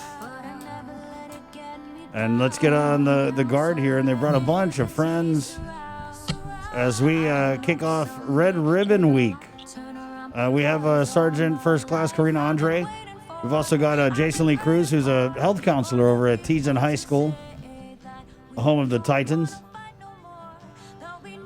And who else we got here? Sergeant Paul coming in? Not yet. Not yet. He's wrapping up a school presentation. Good morning, Sarge. Good morning, Chris. How are you? Rita and Jason. She's And my other friend, Jason Cruz. right. Yeah. Good morning, Jason Cruz. Good morning, sir. And welcome to the link on the Breeze 93.9. Let's just get right into it. Karina, I know that Red Ribbon Week, it's just normally a huge deal. You guys go out to the schools. You do the proc signing. I hosted a 5K one year. That's kind of changed with COVID. So just tell us, first of all, how you've been able to kind of celebrate Red Ribbon Week and also get that crucial message about being drug-free out to the youth of this island. So, well, thank you. Chris, every year, the Red Ribbon Committee, we meet, I would say about March timeframe. And we're talking about over 40 organizations that come together. A lot of wonderful people from DOE, local law enforcement agencies, federal, community-based organizations, the courts, and a lot of our local businesses to even include the Guam Chambers. So we plan way out. And so because of COVID, we had to make a lot of adjustments. And one of our biggest two factors in just going, in moving forward with Red Ribbon Week is that even through CADCA and SAMHSA and all of these wonderful drug-free coalitions and communities, organizations nationwide, they still want to conduct Red Ribbon activities. And we just felt like, we still need to do something, even if we shifted it to the right just a little bit. So we put our heads together through the whole committee, and we just said, we need to find the safest way possible. So all of the partners, the community partners, we decided as a team to go strong on the media coverage because that is something that we really we were really planning on for years before. We just wanted to get on the radio shows, on TVs, do commercials, and have the kids, the youth, just be involved with it. And just to, the kids, they're great. They're energetic. They love to talk about their experiences or their concerns. And then we also were very considerate in understanding the challenges that the teachers and the students would have in learning this whole virtual, learning and adjustments. So we then decided to just say, okay, we'll keep it simple, but we're still going to do our best to make an impact. And I'm happy to say right now, of course, as you can see, I have Mr. Jason Cruz, who is one of our very, very true supporters for over the years. Since yesterday too on the show, he was talking about how we've met up since 2005, and along with the Sergeant Paul Tapao and a couple of our committee members, we're doing some virtual education outreaches right now. My team included, the counter direct staff. There are a few schools that have been requesting for us to still come out and conduct virtually. Right. Of course, all optional, not to interfere with their curriculum, but we're happy to still support that. So, yes. Yeah. So tell us about that. How are you guys holding these virtual conferences with these students? You just create a Zoom room and everybody comes in? Yes, and I'm going to have Sergeant Tapao talk about that because he's the breadwinner here. But originally, it all started with, it was very difficult for us to have our own link. So the schools were the ones that were like, Sergeant Andre, we have our own link. We can either do Zoom or, they were just very aggressive. We were like, how do you say no? They were like, okay, well, can you teach me? Because I'm not really that, smart. I'm not really very technical and stuff. So they are just awesome. I think even the kids are even going to teach us a few things, but Sergeant Tapao, oh boy, thank you, Sergeant Tapao. Yeah, he actually went into the wrong Zoom room, and so we were able to guide him over here to the right one. Thank you, Sarge. No, hey, thanks for having me. I just left a, one of those presentations that Sergeant Andre was talking about. Oh, nice. And where we are now with Red Ribbon, gone are the days where we have over 4,000 kids screaming at us, enjoying high-fiving. And, I just left Finnegayan. We just did the entire second grade class. And, I want to thank Sergeant Andre and the team for really being, versatile with understanding and finding innovative ways in which we can still connect to the kids. And I think it's important that we maintain that relationship with the kids, with the challenges that we face. We had practice and trial runs. I want to thank the team from CO Taituna Elementary School. We got a chance to go into the Google Classroom. It was great. We learned, the hiccups that came along with it. We're starting to see it, and we're preparing as we move along with the school presentations. But we're really still being a part with the schools, with the challenges. The counter drug team, they're a great team. We did our first entire school presentation with Finnegayan yesterday, and I gotta admit, man, I gotta give my hats off to them.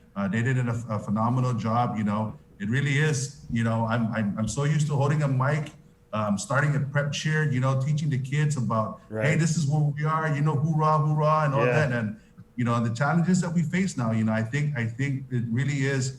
It's incumbent upon us as leaders and role models that we find innovative ways in which we can still connect. So Red Ribbon, this is going to be a celebrated week. 2 weeks. So we're going to be in the school. So I want to thank you guys at KUM for really donning the red ribbons, because it really shows the commitment for a drug-free community. So great job to you guys. Thank you, Sarge. Well, it's nice to see that you guys are really keeping up that energy that you would normally see, right? Yeah. So kudos to you guys. Yeah, and you guys actually went out to, was it St. Anthony, Sarge? No, sir. St. Anthony, and I wanted to make sure, because during the proclamation, Mr. Crisostomo, who's the principal, they won 2 years consecutively, 2 years right in a row, our gate contest. And so they are currently holding our perpetual trophy. Right. And he's just, the school is spirited. They're the ones that took it upon themselves, the initiative, the drive, the love for Kiki, Red Ribbon. They wanted me to send all those photos out. So they're just, again, I can't control the energy. So I just want to pass it and share it with the whole island. So, yeah. Thank you. And we're going to get, Jason's going to pop up those pics that you had sent me there. And let's get Jason, let's get Jason on here. Jay, a school health counselor. You talk about frontliners. You're in there with the kids, day in, day out, promoting that drug-free message. What are some of the things you hear from the students over at Teton High?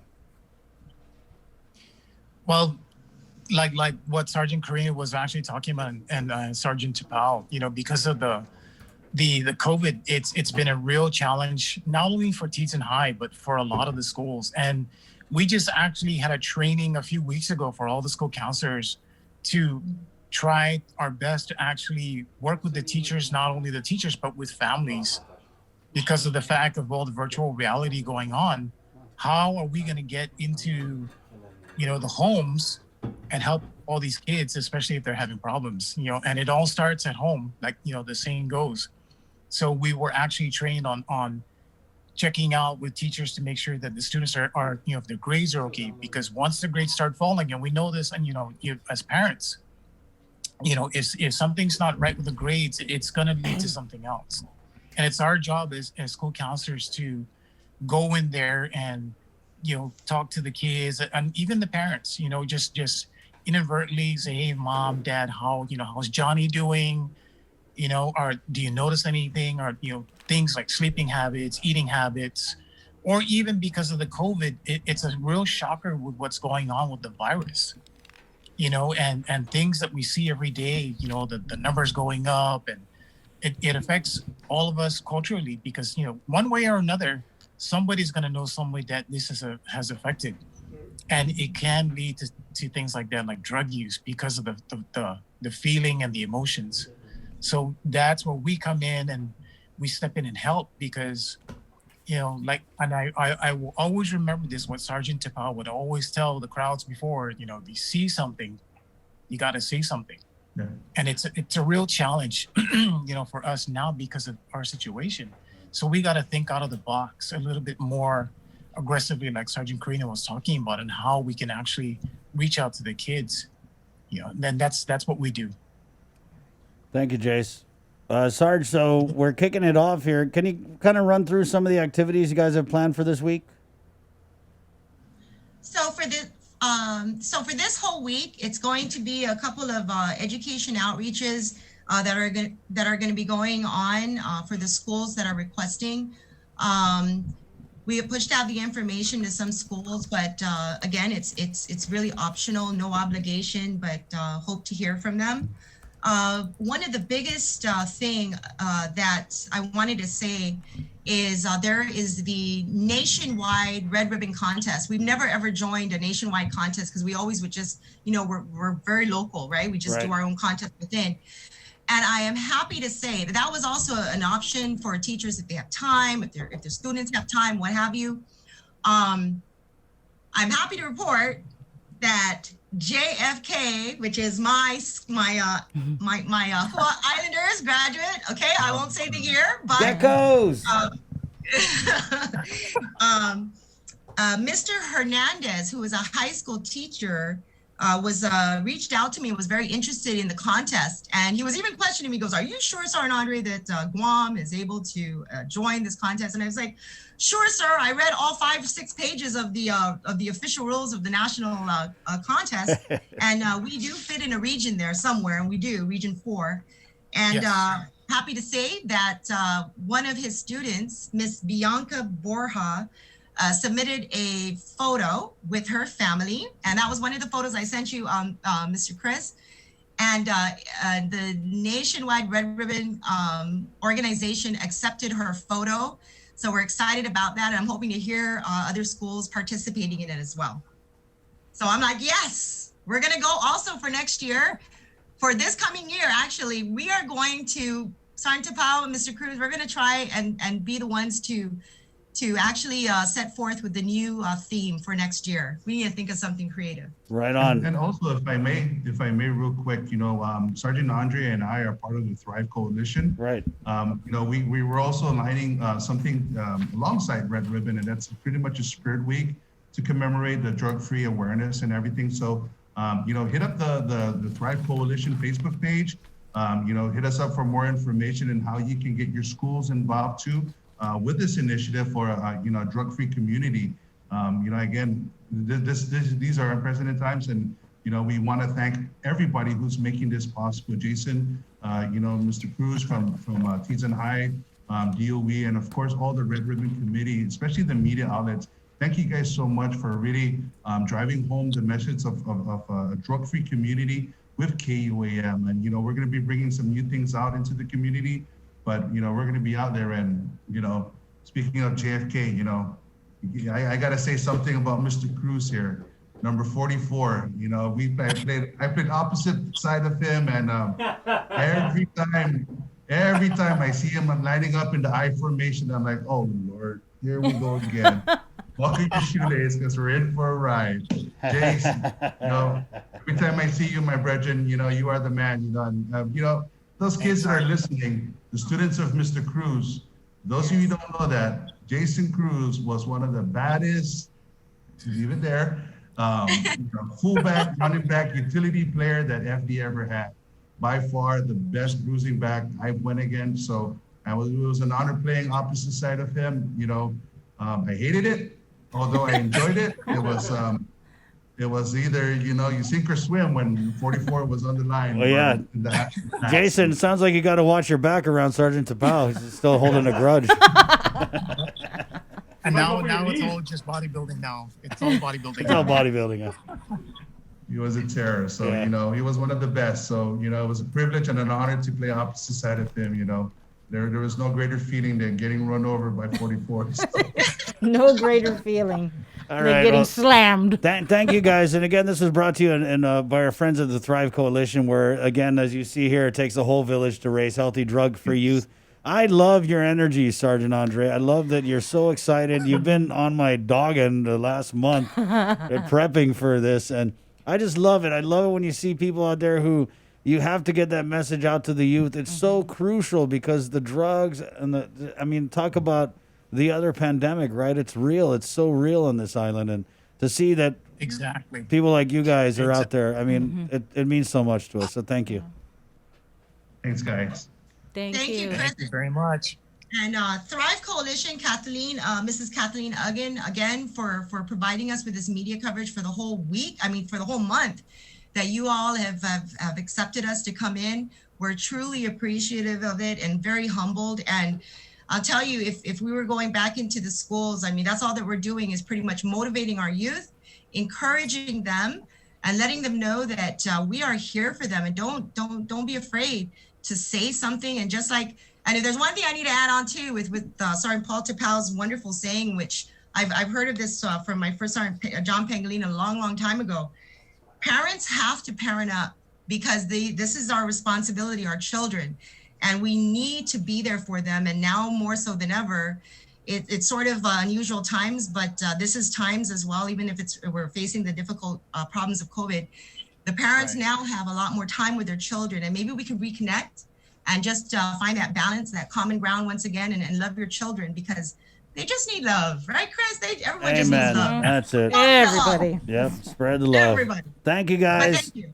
And Thank you. Take care. Talking about love, we have virtual lobster mac and cheese, and it's been portioned out. Sergeant Paul, I gave you 2 portions. God bless. Thank you, everybody. Okay, God bless you guys. Right on. All right. It's keto.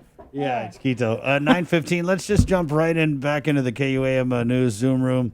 Room 3 here, where Hospital Administrator Lillian Posadas is standing by for our hospital update. Good morning, Lillian. Thank you so much for joining us. Good morning. Good morning, Guam. Good morning, everybody. And just tell us, I guess we'll just get right into it. The COVID census, the Guam Memorial Hospital, the numbers, Lillian? It's high. We are at 78. Oh, my goodness. We have 78 individuals in the house with COVID infection. And of those 78, 16 of them are at the ICU level of care. And of the 16, 5 of them are on ventilator support. So, and at the CIF, the COVID isolation facility in Barra Grande Heights, there are now 12 individuals with COVID positive that have transitioned, are recovering and recovering well. And so they're there now at the CIF, 12 of them. Oh, yeah. 78. Yes. That's an all-time high, and we've hit an all-time high the last. High. Yeah. We've never seen this number. How's the staff dealing with that, Lillian? Are there challenges with you having to move beds, personnel? I know you talked about CARES 5. Right. Care 5 is the ICU, but yes, the staff are tired and, but they continue to just, with the fight. We have to, the patients keep coming in, so we have to take care of them. Care 5, that's our ICU, CCU unit. It's a 14-bed capacity. Right now, I'm trying to figure how many we have. I think we have 14 in there already, so it's at max. Wow. It's at the max capacity. So, where are you putting everybody? I mean, are you still trying to find? Are you guys using storage closets at this point? It's a lot. No, it's. Yes, we are using whatever bed that we put these patients. We're still using the Care 1, which is an overflow between ICU and ER. So we're using that. We're using the Care 3, which is up on the 4th floor. That's at 17 bed capacity. We're using the 3rd floor telemetry. It can go up as high as 24.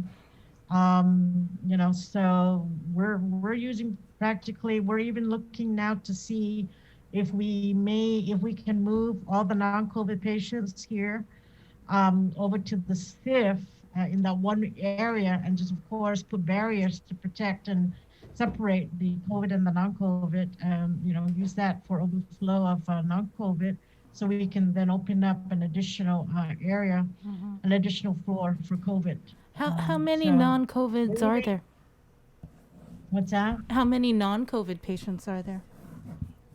Hold on, because our census is at 184 this morning, and so minus the 78, that's about 116 non-COVID patients, and that counts for, that includes the labor and delivery, the MCH labor and delivery who are here, and then also the nursery.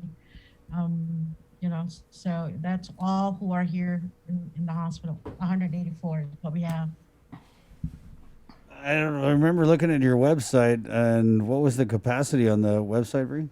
It's like 62, I think, for acute care beds that were, I want to say certified or something like that. Remember we had talked about that Yeah. a couple weeks ago. We're certified for acute care beds by CMS at 161, but that doesn't include the capacity of nursery, because they're not considered acute care. It doesn't include the space that we use in labor and delivery, because it's considered an outpatient area. So yes, we're certified for 161 beds, but our census is 184, because the census, we're counting the newborn babies, those in the NICU, and the labor and delivery women.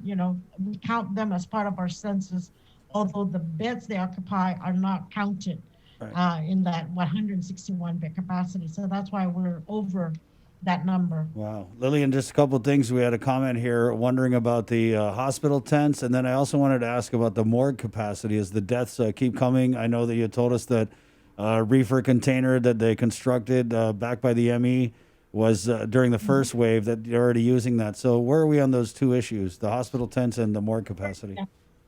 The morgue, we do fill up, and so the funeral homes are working with us and their families, with all the arrangements for the funeral services. So once those arrangements are complete, the funeral homes come pick up the expired bodies for, to make sure that they provide the dignified and respectful funeral services. So yes, it's kind of like, when they free up the space, more come in. The reefer, we have been using it since the second wave. Yesterday, let me find out today, but there were about 13 expired bodies in that reefer, and it has a capacity of 17. Wow. So, Lillian, this is a grave situation. I mean, every medical professional we've had on the show this morning is talking about people not taking this serious. They're talking about the numbers are not coming down. In fact, they're getting worse. Look at the hospitalizations. So before we let you, got to ask you. I don't know. You just your message to the people. I don't know how else to get the message across to the people, and realize this is very serious. I mean, those who've had experience of their loved ones being in the hospital for COVID, and those who have lost their loved ones, they know that, they truly understand it. But those who don't, perhaps, are just not getting it or not fully realizing the seriousness of this, of this case, of the situation. And so, people are people. They do what they want to do, even though we try and tell them, what really is best and what can help the community. We just have to continue repeating it and telling people, wear your mask and, do the social distancing. Lillian, I want to follow up on the non-COVIDs. You mentioned about the possibility of moving them over to the COVID isolation facility in Barragata Heights. How close are you guys to making that final decision that we're going to have to do this? Yeah. Well, because that's an ongoing discussion, and it is a goal that we want to achieve. But right now, our FM people have been working on retrofitting the rehab, first floor rehab, so we can move the pediatric patients down, because it gives them more. We have more bed capacity, especially in anticipation of the flu season. And we are seeing more and more pediatric patients come into the hospital needing hospitalization. So that's what we've been doing since a week ago, is getting that rehab area, retrofitted for the pediatric patients. And so that's, we can only do movements of patients, one at a time. Yeah. We just don't have all the resources to move everybody all at one time. And so once we clear that fourth floor where the pediatrics is right now, that opens up more beds, in the surgical floor. And yes, we want to move the non-COVID patients over to the SIF. So it's going to take a while to really figure out all the challenges plus the staffing. Because we're going to be splitting staffing, for the non-COVID areas, and we want to try, and at the same time making sure that everything is all set there at the SIF. So it's a daily challenge, daily discussion, daily walkthroughs to see what we need to do. So then you Chris asked about the tents. Are we going to be seeing tents going up soon? Well, we do have a warrior tent in front of the ER. We're using that, but we're thinking that perhaps a Blue Met tent may be better. And so we're in discussion with the governor's office. We're in discussion with the Office of Civil Defense to replace that warrior tent with a Blue Met tent. We may even have to put a Blue Met tent in the front of our parking if we really need to just have more bed capacity. So those are all ongoing discussions, looking ahead. If the numbers continue to rise, we definitely need to make sure we have, more bed capacity. Right. Lillian, I know we tried to say bye 5 questions back, but just before you go, any more staff have been affected with the virus since the last time we spoke? We have. And, really the ones that are the recent ones, we had, I believe, 14 more after October 14. 14 additional staff tested positive. A majority of them are not testing positive because of the exposure here, because some of them are not in direct interaction with COVID patients. So they're getting it from the home, from the community. Yeah. Thank you, Lillian. Thanks, Lillian. God bless you. Oh, Halloween. You guys usually do the candy scanning. That's not going to happen, right? We're not going to do that now. It's not at all practical. Just stay home. At this time. Right. Just wanted to make sure we got the final word that's just not happening. We're not going to do that. Yes. Yeah. Just stay home, right, Lillian? Stay home. Yep. That's right. This is what my grandma used to do. Here's your candy right here. There, you want candy? It's right there. Get 2. Thank you, Lillian. All right, take care. Thank you. Wait, Lillian, we made the lobster mac and cheese. Oh, yeah. Grab some lobster mac and cheese. I know you guys are overwhelmed. You have the lobster mac and cheese? There's a whole box for you there. You got it. Thank you, Lillian. Esther. Bye, Lillian. Okay. Bye. God bless you. 9:26. Oh, boy. Well, damn humans. Tell you. Let's keep it in the KUAM News Zoom room. Bree, this is crazy. 78 hospitalizations, 16 ICU level care. Was it 5 or 6 on the 5 ventilator? ventilators, 12 at the COVID isolation facility. Right. And then we had the 3 deaths late last night. We're continuing announced last night. Last night, right. And we continue to see not just high numbers, but a high test positivity rate. I don't have the positivity rate. Right. No, it's But 120 out of 960 yesterday. Yeah, it's pretty easy to do the math. Jay, what's the math on that, Jay? 12.5%. Huh? 12.5%. See that? He just Rain Man that. It's like 12.5%, 12.5%, 12.5%, 12.5%. Thank you, Jay. We'll get into the KUAM News Zoom room where we're doing our KUAM News Decision 2020 candidate interviews. Sorry about the delay, candidates. There's a lot of stuff going on with the virus that we had to catch up on. Always got to get Lillian on. But in the Zoom room, we have Moleso and Umatnik and a little bit of Santa Rita. We have incumbent Mayor Ernest Chargloff of Moleso. Good morning, Mayor. Reminding you all to unmute before you speak so that we can hear you. Oops, he froze. He froze a little bit. Okay. Must be snowing there in Moleso. Oh, we just lost him. Okay, so we do have incumbent Mayor Ernest Chargloff, and then we have challengers to the mayor seat of Moleso. We have Julie Cruz. We did put out the ask again to all the candidates, and then for some reason, I know in Santa Rita, Mayor Del Alvarez, he said there was an emergency with DPW and the roads there. So we have as opponent her candidate for Santa Rita, Mayor Kelly Lozama. Good morning, Kelly. Good morning. And then let's go to Umatnik. I love Umatnik. We have incumbent Mayor Johnny Canata. Good morning, Mayor. Good morning. Jason and Sabrina. Good morning. And then we also have challengers. There's a couple challengers here to the Umatica mayor's seat. We have Andy Santiago. Good morning, Andy. Unmute.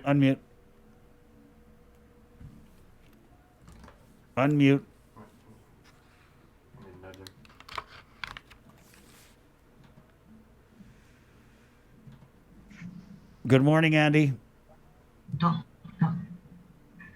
Yo.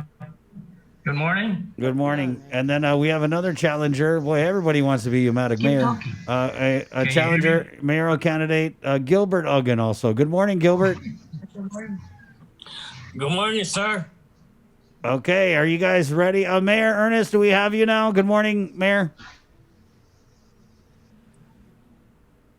Unmute, Mayor. Okay. There you go. Yeah, All right. Yes. Good morning, Mayor. Good morning, everyone. All right, we're going to give you the rules of engagement here. First of all, there's no hair pulling or eye gouging, no biting. No pulling of the hair. No spitting. No pulling of the hair unless you're going to braid it. Nope. No spitting, no throwing No rocks. spitting, no throwing rocks. No knees. No pinching, no pinching ears. No hitting a down opponent. And you'll have 2 minutes to, we're going to start with the opening statement. We'll give you guys each 2 minutes. Candidates, if you're not talking, please mute your microphone. And then when we ask you the question, then you will unmute and answer. And we'll go ahead and start with our opening statements here. You have 2 minutes to address the audience. And we'll start in Moleso with incumbent Mayor Ernest Chargaloff. Mayor, you have 2 minutes to address the audience starting now, Mayor. Unmute, Mayor. Unmute, Mayor. Good morning, everyone. Can you hear me, Chris? We can hear you, Mayor. You have 2 minutes to address the people. Go ahead. Yes, good morning, everyone. Most especially my people in Moleso. We're here to air whatever questions that may be posed upon us. And I'm going to try to answer it the best I could so they can understand what's going on and what to expect.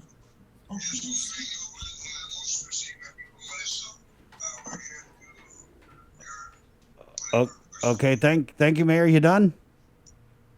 I guess so. Okay, we have 2 minutes to respond. I mean, you guys don't have to fill the time, but you do have the 2 minutes. And now we'll go over to the one of the challengers here for Moleso Mayor's seat, Julie Cruz. Julie, you have 2 minutes to address the audience, starting now. Today, Guahu si Julie San Nicolas Cruz. I am from the village of Moleso, and I'm seeking the seat for mayoral candidate for 2020. And I'm asking all our village members of Moleso to please think of me. I'm number 1 on the ballot on the Democratic Party. I am ready, and I'm ready to serve our village. And I have programs that are ready to be I have programs that are ready for our community, and I'm ready to serve our community. I'm just asking everyone to give me the opportunity this upcoming election. And I'm asking everyone to please go out and vote. I know with this pandemic, people are thinking maybe I shouldn't vote, but I'm also encouraging early voters to go out to Guam Election Commission. I have been passing by GEC, and I don't see a line. So I'm encouraging everyone to do an early voting from now on until before the general election. So please go out. Your vote counts. And I'm seeking that seat of number 1 on the ballot this year for 2020. And again, to the people of Moleso, I'm encouraging each and every one of you to please go out and vote. Your vote counts, your voice counts. So please elect me number 1 on the ballot. Thank you. Thank you, Julie. We'll move on now to Umatic. Mayor Kanata, your opening comments. You have 2 minutes. Good morning, people of Umatic. I'm the incumbent mayor of Umatic. I would do whatever you ask, whatever you want to do for this village and to help the people of Umatic. I'm the kind of mayor that after the election is over, I'm willing to help anybody, both Democrat and Republican. This is not about party. This is about the person that can do the work for you, the people of Umatic. And you guys are the one that put me in, and you guys can take me out. But I'm here to work harder. The next term I go in, I'll be working hard for you. And stay safe. Thank you. Thank you. We'll go now to Gilbert Uggan. You have 2 minutes. Mr. Half a Uggan. day. My name is Gilbert Q. Uggan. I'm running for mayor of Umatilla. And the reason why I'm running is we need a total quality of leadership in the village of Umatilla. My goal is to get the community together as one. I got a vision for the community, and also I got programs for the kids and the Manamco, and very education. Core value is integrity, trust, honesty, and respect for one another, and the core value I live by. Core value is to promote positive energy working together with the community. Great value, and we will build and grow. There is hope for the future. I'm running for mayor of Umatilla on the Democrat side, Democrat Party. Viva Democrat. Number 2. I'm number 2. Thank you, Mr. Uggan. Mr. Santiago, you have 2 minutes. We're nervous. Unmute, Mr. Santiago. Unmute, Mr. Santiago.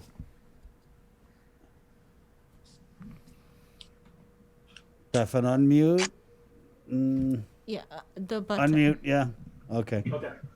You have 2 minutes, Mr. Yes. Santiago. Can you hear me now? Yes, we can. Yeah. Yeah, my name is Andy Abdul Santiago. I'm running for mayor of Umatilla. Yeah, well, this campaign is kind of hard because of this COVID-19, but I'm running to support the people of Umatilla on whatever endeavors they want. I'm here when elected. One of the main things that I'm really concerned about is communication. Hello? Can you hear me? Yes, sir. Yes. We can hear you.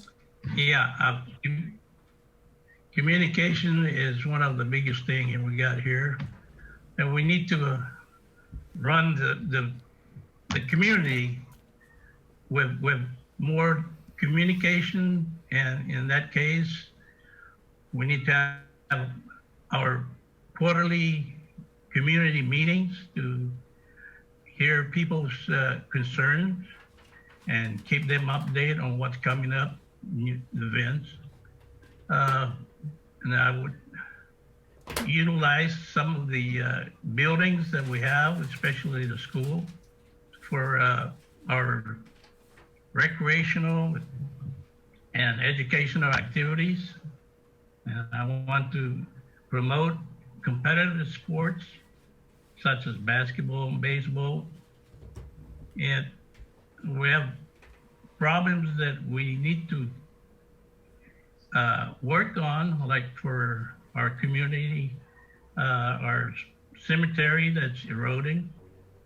I'd like to tackle that job there and resolve the problem on this erosion.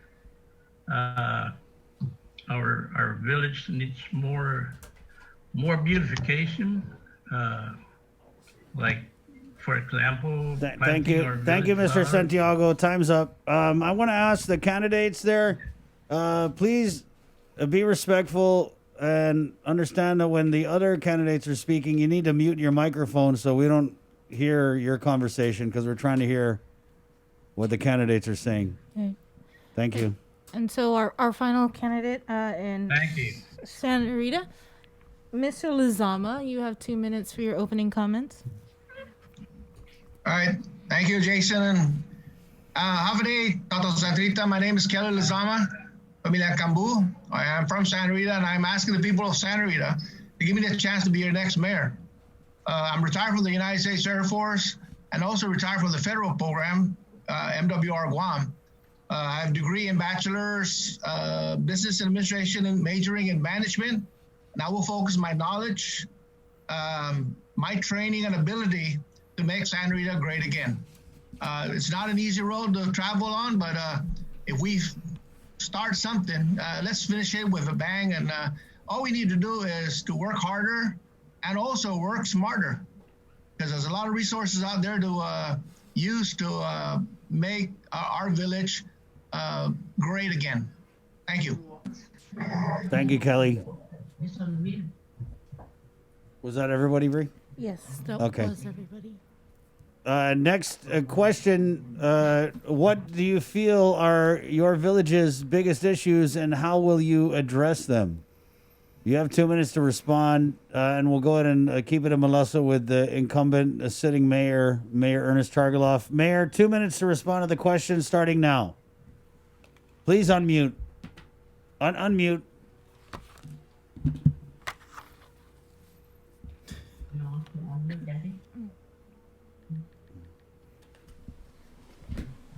Okay, Mayor, unmute. Andy, can you mute yourself, please? Thank you, sir. Okay, Mayor Ernest, unmute, and you have 2 minutes to respond to the question. Can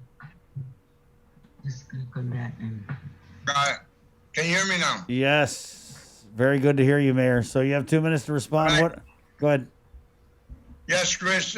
One of the most pressing problems that we've always had in Mauricio is the flooding issues.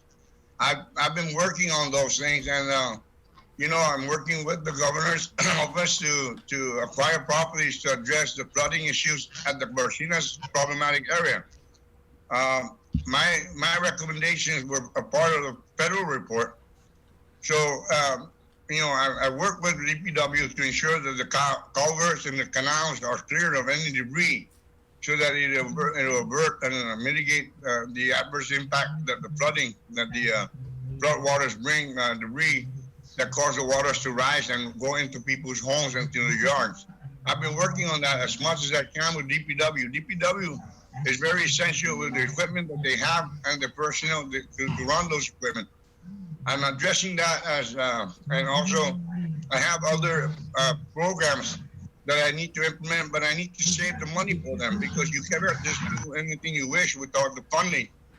So, it's unfortunate with this COVID-19, I'm not able to pursue this much as I should, because of the fact that I need to work with people, and I need to work not to consume, or rather to look at come and see the issues that I have. Now, the flooding is one of them, and I sent in all the other concerns through the post, and I'm going to pursue the matters that I need to ensure that I do my job for the quality of life for my people. The recreation center, the basketball court. I'm working with the governor for an outdoor gymnasium, and similar to the one in Sinania. I'm running the repair and restoration of the baseball field lights.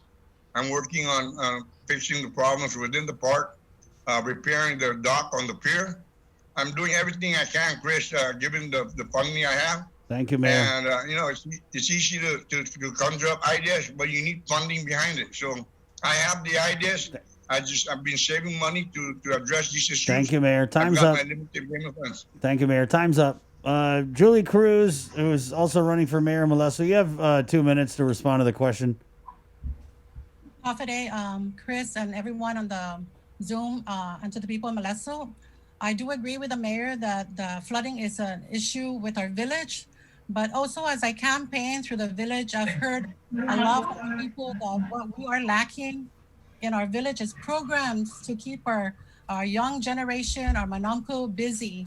And campaigning, we have to listen to what our people have to say in order for them to engage in our community. Part of the problem we're also having is communication. There's not enough announcements going on as to what's really going on in our village, especially when we lose water or power or where the situation is at. But those are the issues that are actually flooding our village. Majority of the people that are spoken to as I campaign, like I said, is programs. We need programs to have our children engaged in the community, and so that they're more proactive and keeping a good lifestyle going on And so I am ready to serve our village of Maleso. I am ready with programs. And there are programs out there that really don't need funding to be started in our village. We need to get back everyone into physical health, and we need those programs to be sent out and started already in our village. There are a lot of things that we need to do. There are changes that we need to make. And not everyone, we can all agree that we can disagree in a lot of things that we have ready to go, but we need these things happening in our community in order for everyone to be a part of the community. And my goal is to get everyone together and work together in the village. But yes, flooding is a big issue in our village, but there are things that we need to do. We need to work together in the government, private sector, our military, to try and find and mitigate the situation that we're currently faced with the flooding situation. But again, as I campaign, programs are lacking in our community, and we just need to work together as a village, as a community, as leaders, and as military partners and business partners to get these things going. Thank you very much. Thank you, Julie. Let's go over to Umatic. Umatic Mayor Johnny Canata. You have 2 minutes to respond to the question, Mayor, starting now. Good morning, people, Umatic. You know, here we are talking about all the things that we want to do. The most important thing right now is to keep your people safe in your village. You have to understand there's a lot of things that we can do. Right now, this pandemic is so high that we're having a hard time right now. Let's not think about all these things that we're thinking about right now. This is politics we're talking about. Let's not talk about politics. Let's talk about our people, keeping our people safe. I understand we have issues. The cemetery, I have issue with the cemetery. I have issue with flooding. As you can see, there's an excavator here and they're still digging my bridge. There's a lot of things that we need to. My baseball field is operating. Lights are not on yet, but this is not important right now. Right now, the most important thing is to keep our people safe from this pandemic. Thank you, and have a good day. Thank you, Mayor. Let's go to Andy Santiago. Andy, you have 2 minutes to respond to the question starting now.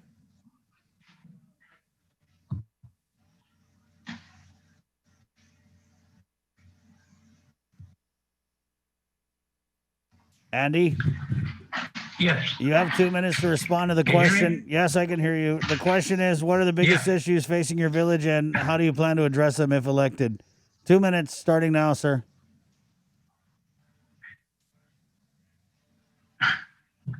Well, my biggest issue right now is communication in our village.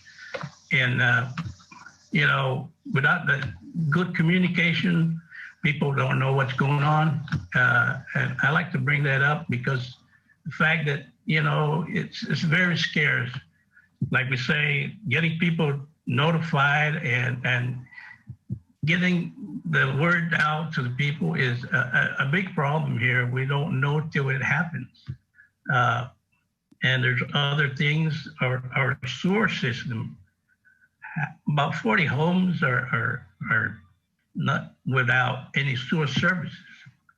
I like to look and get that thing done here for the rest of the people here in Umatic.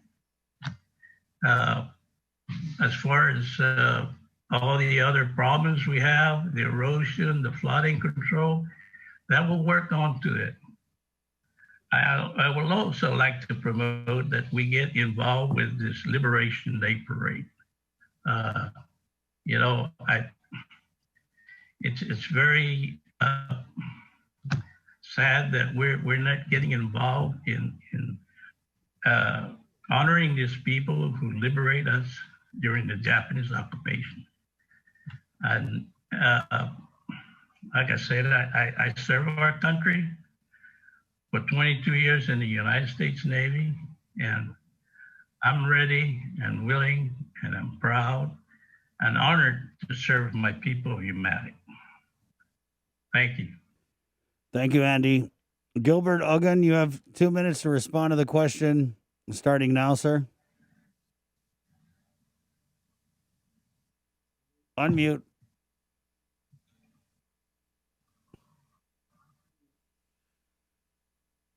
Unmute, sir.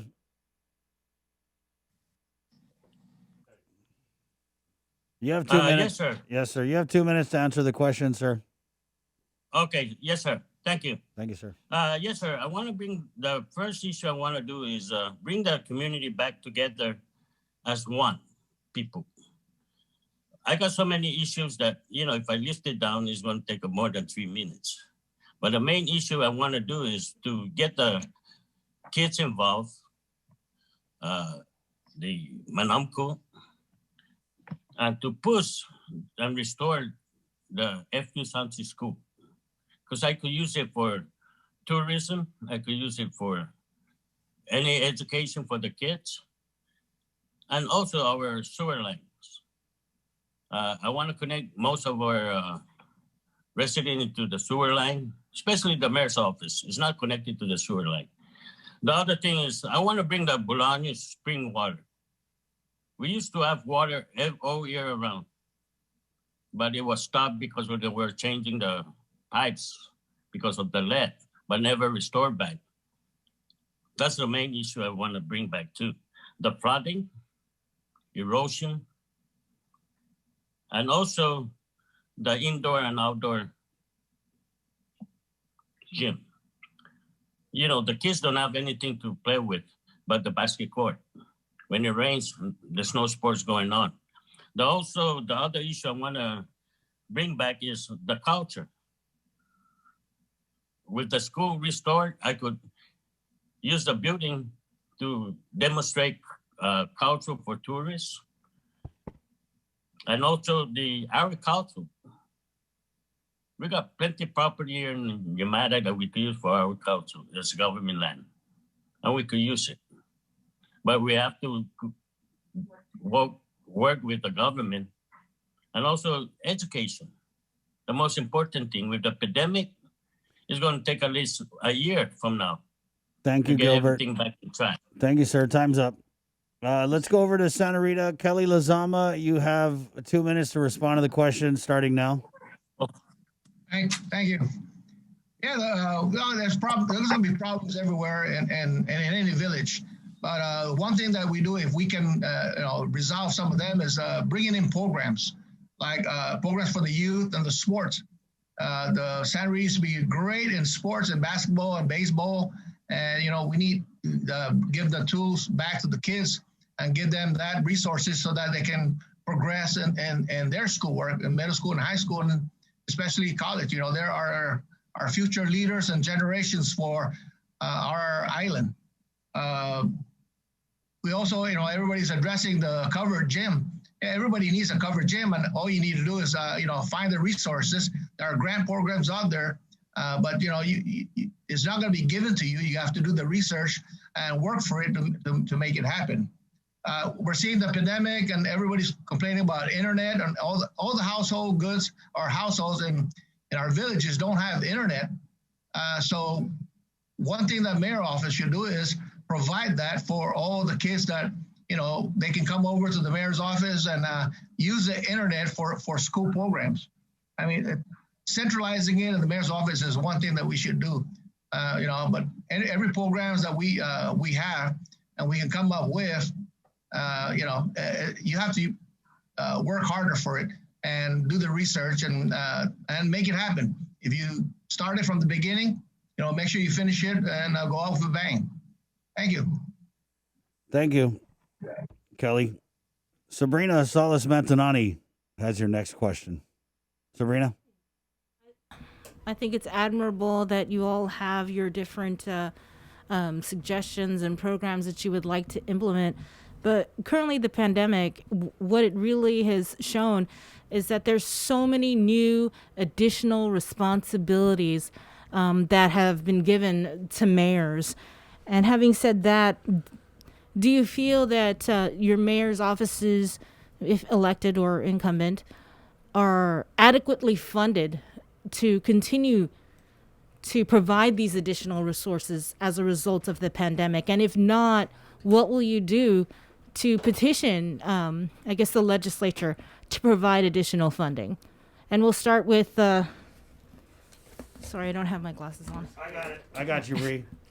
We'll start with, let's keep it with Molesto. Incumbent Mayor Ernest Chargaloff.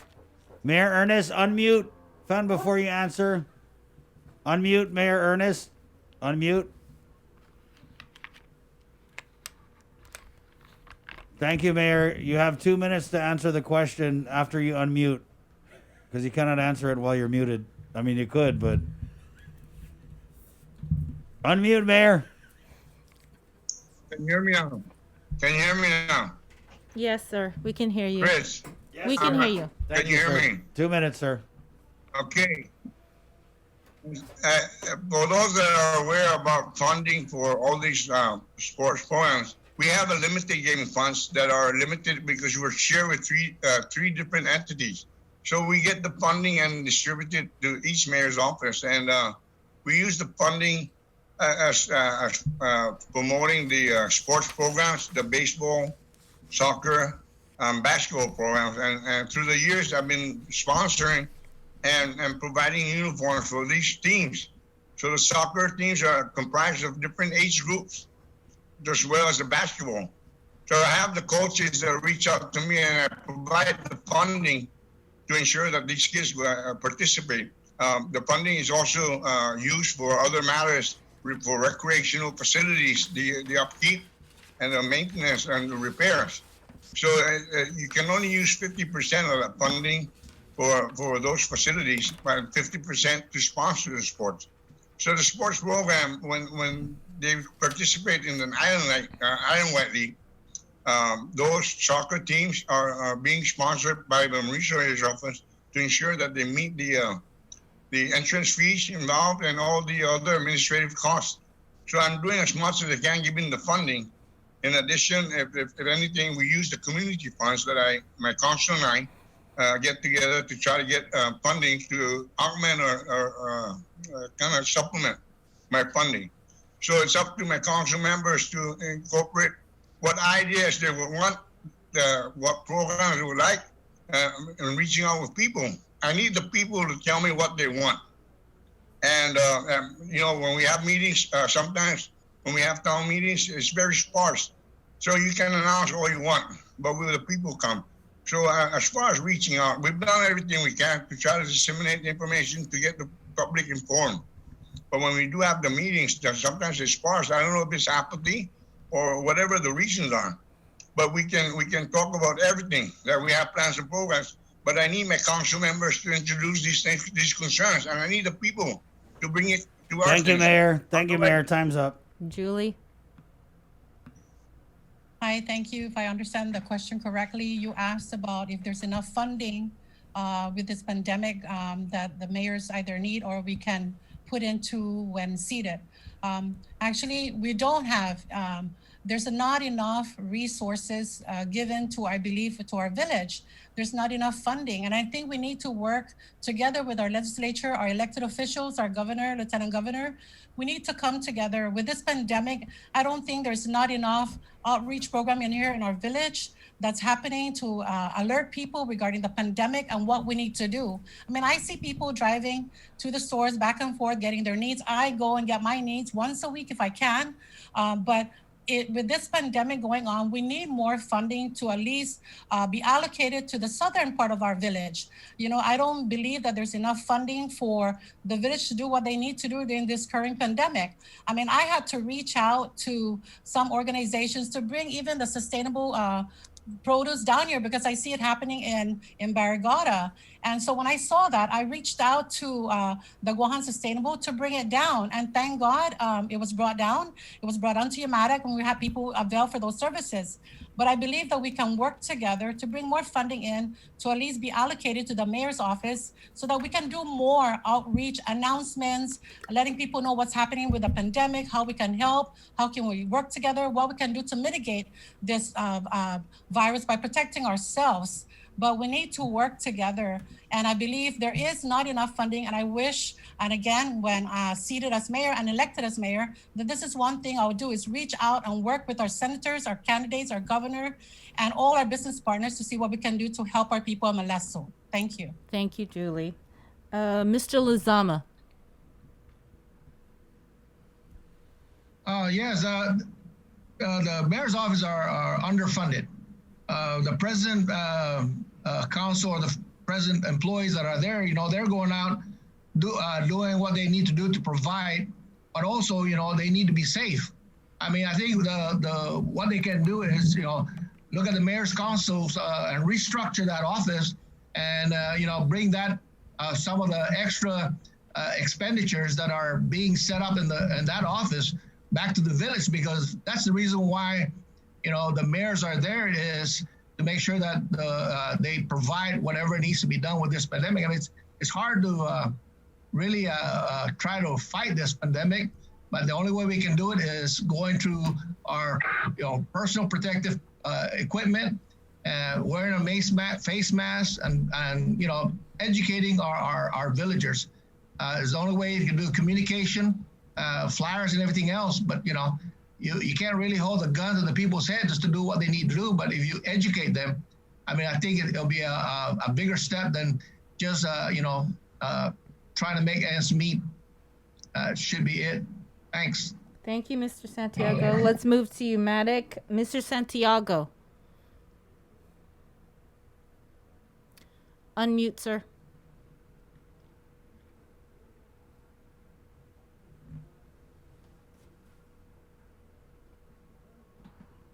I don't think he heard you. Mr. Santiago, your response? Unmute.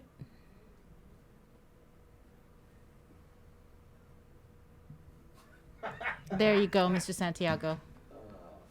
There you go. Okay. All right. I'm kind of lost right now. What's the question on this? The pandemic has shown that village mayors, they are responding to so many different issues in response, right, to the pandemic. Do you feel that the mayor's offices, staff are adequately funded to respond? And if not, what will you do to petition the legislature to ensure that you continue with the response?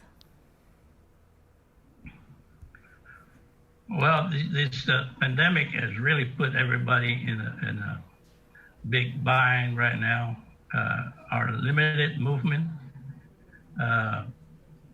it kind of hurt, and we're getting some support for the people that some of us don't have any transportation to go out and do things, and we're limited to where we can go.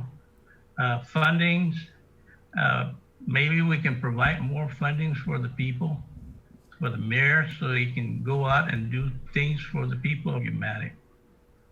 As far as getting resources to help the people right now that are homebound, just getting more fundings to help people right here in Umatilla. There's a lot of, like I said, homebound people here that are needed this assistance.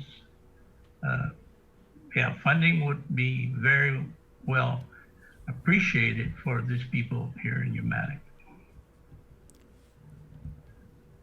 Thank you, Ms. And okay. That, just getting the communication out is basically what we need here. Thank you, Mr. Santiago. You're finished? You're welcome. Mr. Uggan. Yes.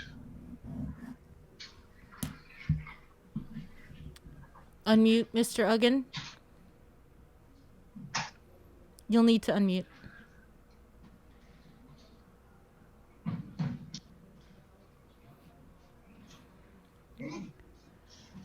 You'll need to unmute, Mr. Uggan.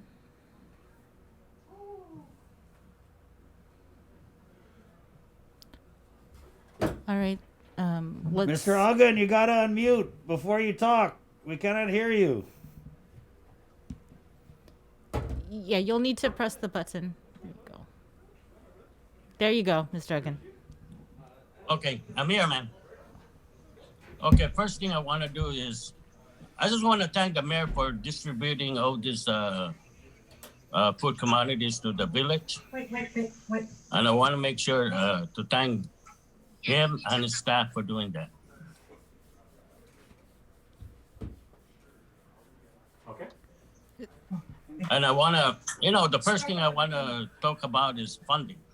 I don't know what funding the Humatic Mayor got right now, but the first thing we got to do is find out how much money we got. I know Humatic don't have that much funding to support the people of Humatic due to the pandemic. But the first thing we need to do is we need to go to the government, our elected official, the governor, lieutenant governor, go to the military, and see if they could assist the people, not just in Humatic, but the people of Guam. That's the first thing we have to do, is find a resource. We could talk about all kinds of distribution and go to the private sector, go to the military, ask them. That's the only way we could fight this pandemic. But the main thing I'm concerned is we need to put masks on when we're going shopping or whatever. But shopping is not that important unless it's for food or something like that. But people have to put their masks in. But the funding that we got in Humatic is not enough to even buy their own supplies. We cannot depend on the fundings that the government got, the mayor got in this office. Because right now, with all this pandemic, those employees that go drop stuff off, food and all that, that means they have to purchase gas. So there goes some of the fundings. But the main thing I want to do is we need to talk to the governor and senators and private sectors and the military to bring the support down here to the southern part. And there's a lot of ways to do it. But not just the Humatic Mayor's All right, thank office, you. all the Thank you, mayors Mr. will get Ugin. together. Thank you. Thank you. All right, Thank you. Thank you. Mr. Kanata. Again, I want to thank you to Gilbert Ugin for seeing that we're passing out the USDA meat and produce for the people of Humatic. As we talk right now, my staff and I, they're still doing that right now, giving the people of Humatic whatever they need, and we're delivering it to the people of Humatic. We don't ask them to come to the office. We drive it and drop it off for them. And anything, you talk about budget, okay? The budget we're talking about right now, like we use our fuel to go deliver that. I mean, isn't that the government's taxpayers' money that's paying for that? I'm pretty sure that, this pandemic is slowing everything down, but I'm trying my best, and all my staff, we're working hard to make sure that the people of Humatic get what they need. Anything that they need from this village office is their office, and we're willing to support them in any way we can.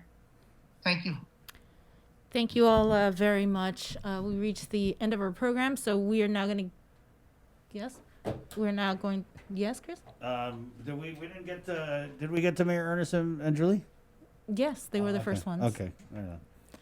So we're going to give you guys each 1 minute for your closing comments to directly address your constituents on why they should vote for you. And we will start with you, Mr. Lizama. All right, thank you. I just want to, assure the people of Santa Rita that, I will work diligently and hard and smarter to make things happen for the village. As far as fundings and all that, if it takes for us to go take the whole village or a group of people down to the legislature or even to the governor's office and request, not in the bad, but request for additional funding, then that's what we should do. I mean, if that's what it takes to get the people in this administration and this legislature to listen to the village people, because that's who they work for. It's not just for their own personal needs.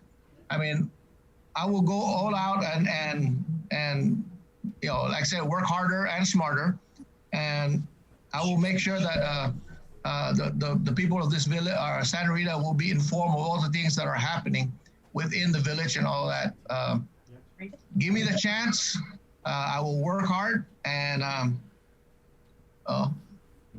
it's up to you now to see what we can do to make Santa Rita great again. Thank you, Kelly. Thank you. Mayor Ernest Chargaloff, Melissa, you have 1 minute closing statement, Mayor, but you have to unmute your microphone first. Thank you, Mayor. Thank 1 you, minute. Chris. Yes. Can you hear me, Chris? Yes, sir. Can you hear me, Chris? Uncle Ernest, yes, I could hear you. 1 minute. Can you guys hear me? We can hear you. Okay, Chris, thank you for the opportunity. But, since this pandemic started, I've been one of the most vocal about providing public service announcements to our people through social media, the mass media, to bring awareness to them. And if there are any questions, we as mayors provide the guidance and the assistance to ensure that they can apply for these services that are available, for them. I also emphasize that to provide equal opportunity to engage with these commodities being distributed, and that they be brought down to the far south, because most of the commodities are being done up north. But if they give me the commodities, like Mayor Bala said, we go to the people as long as we deliver them. So we provide the service, because you're going to come out there and make them right. No, we have to use the government resources to provide these, because these are federally funded commodities. So we need, if I'm giving not enough, I have to decide who do I give it to. I'm going to give it to those needy and let the sending order, and those that are not really in need of those. Thank you, Mayor. If I can reach them, I'll give it to them. Thank but you, I'm Mayor. doing all I can based on what the government gives me, Thank so that I can make my people try these commodities, and we go out and deliver them. Thank you, But Mayor. I can only deliver. Thank you, Mayor. Time's up. Appreciate it, Mayor. Julie, go ahead. Closing statement. With 33 years of experience in the private sector, I am equipped with a wealth of knowledge, leadership skills, and passion to serve our community. Change is inevitable, but we must not be afraid to accept it.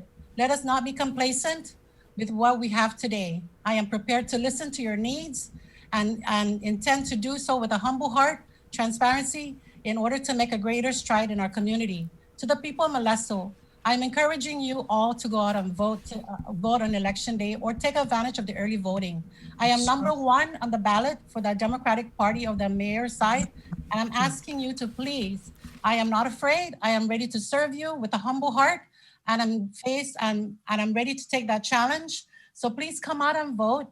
I've listened to all your concerns, and I am aware of what we are faced today. Thank you. Viva Julie Cruz, number one on the ballot. Thank you, Julie. Mayor Kanata, Umatic, you have 1 minute to address the audience starting now. Again, good morning, people of Umatic. I'm running again to make sure that you get all the attention in this village. I'm here to work for you as hard as I can. If you put me back in, again, as a mayor of this village, I'll work twice as hard for the people of Umatic. Even with this pandemic, my staff and I, we're trying to keep safe as we go along, giving the people of Umatic the things that they need. So I want to let you know that I'm number one on the Republican side. And I ask for your vote and keep me back so that I can work twice as hard as I worked before. Thank you, and have a good day, and stay safe. Thank you, Mayor. Next, Gilbert Uggan, you have 1 minute to address the audience starting now, sir.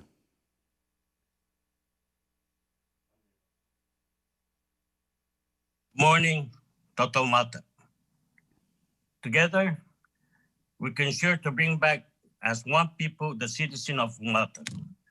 Together, organize public meetings and plan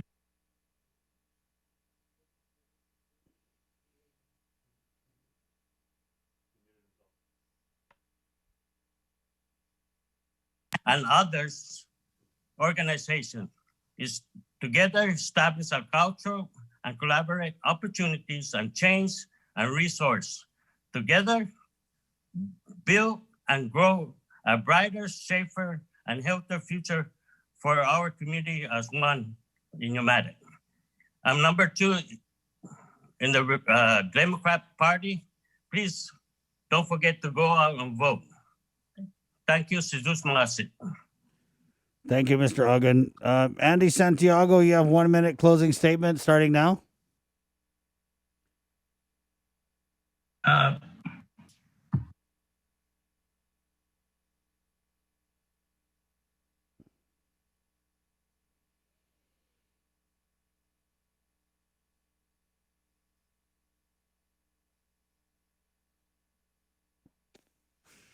Gotta unmute, sir.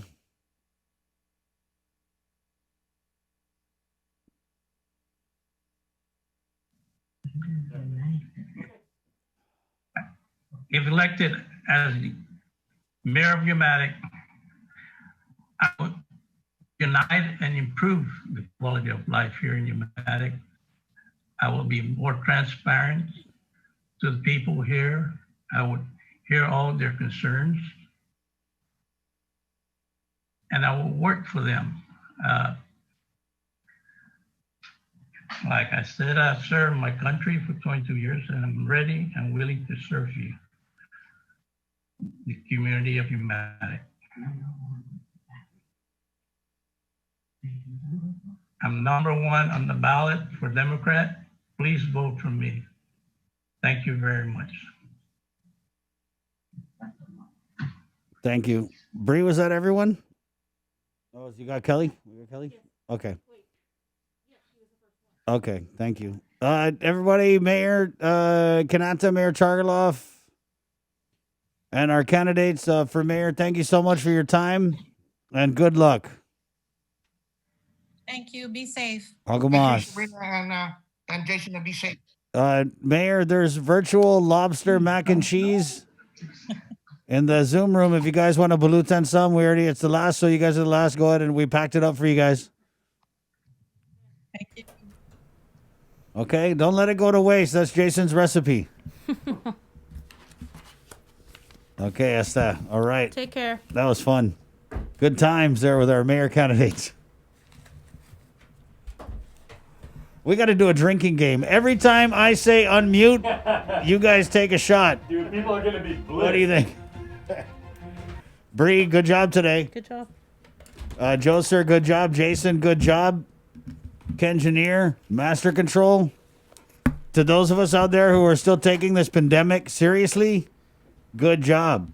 To the rest of the humans out there, step it up. Come on, step it up. You're embarrassing our kind.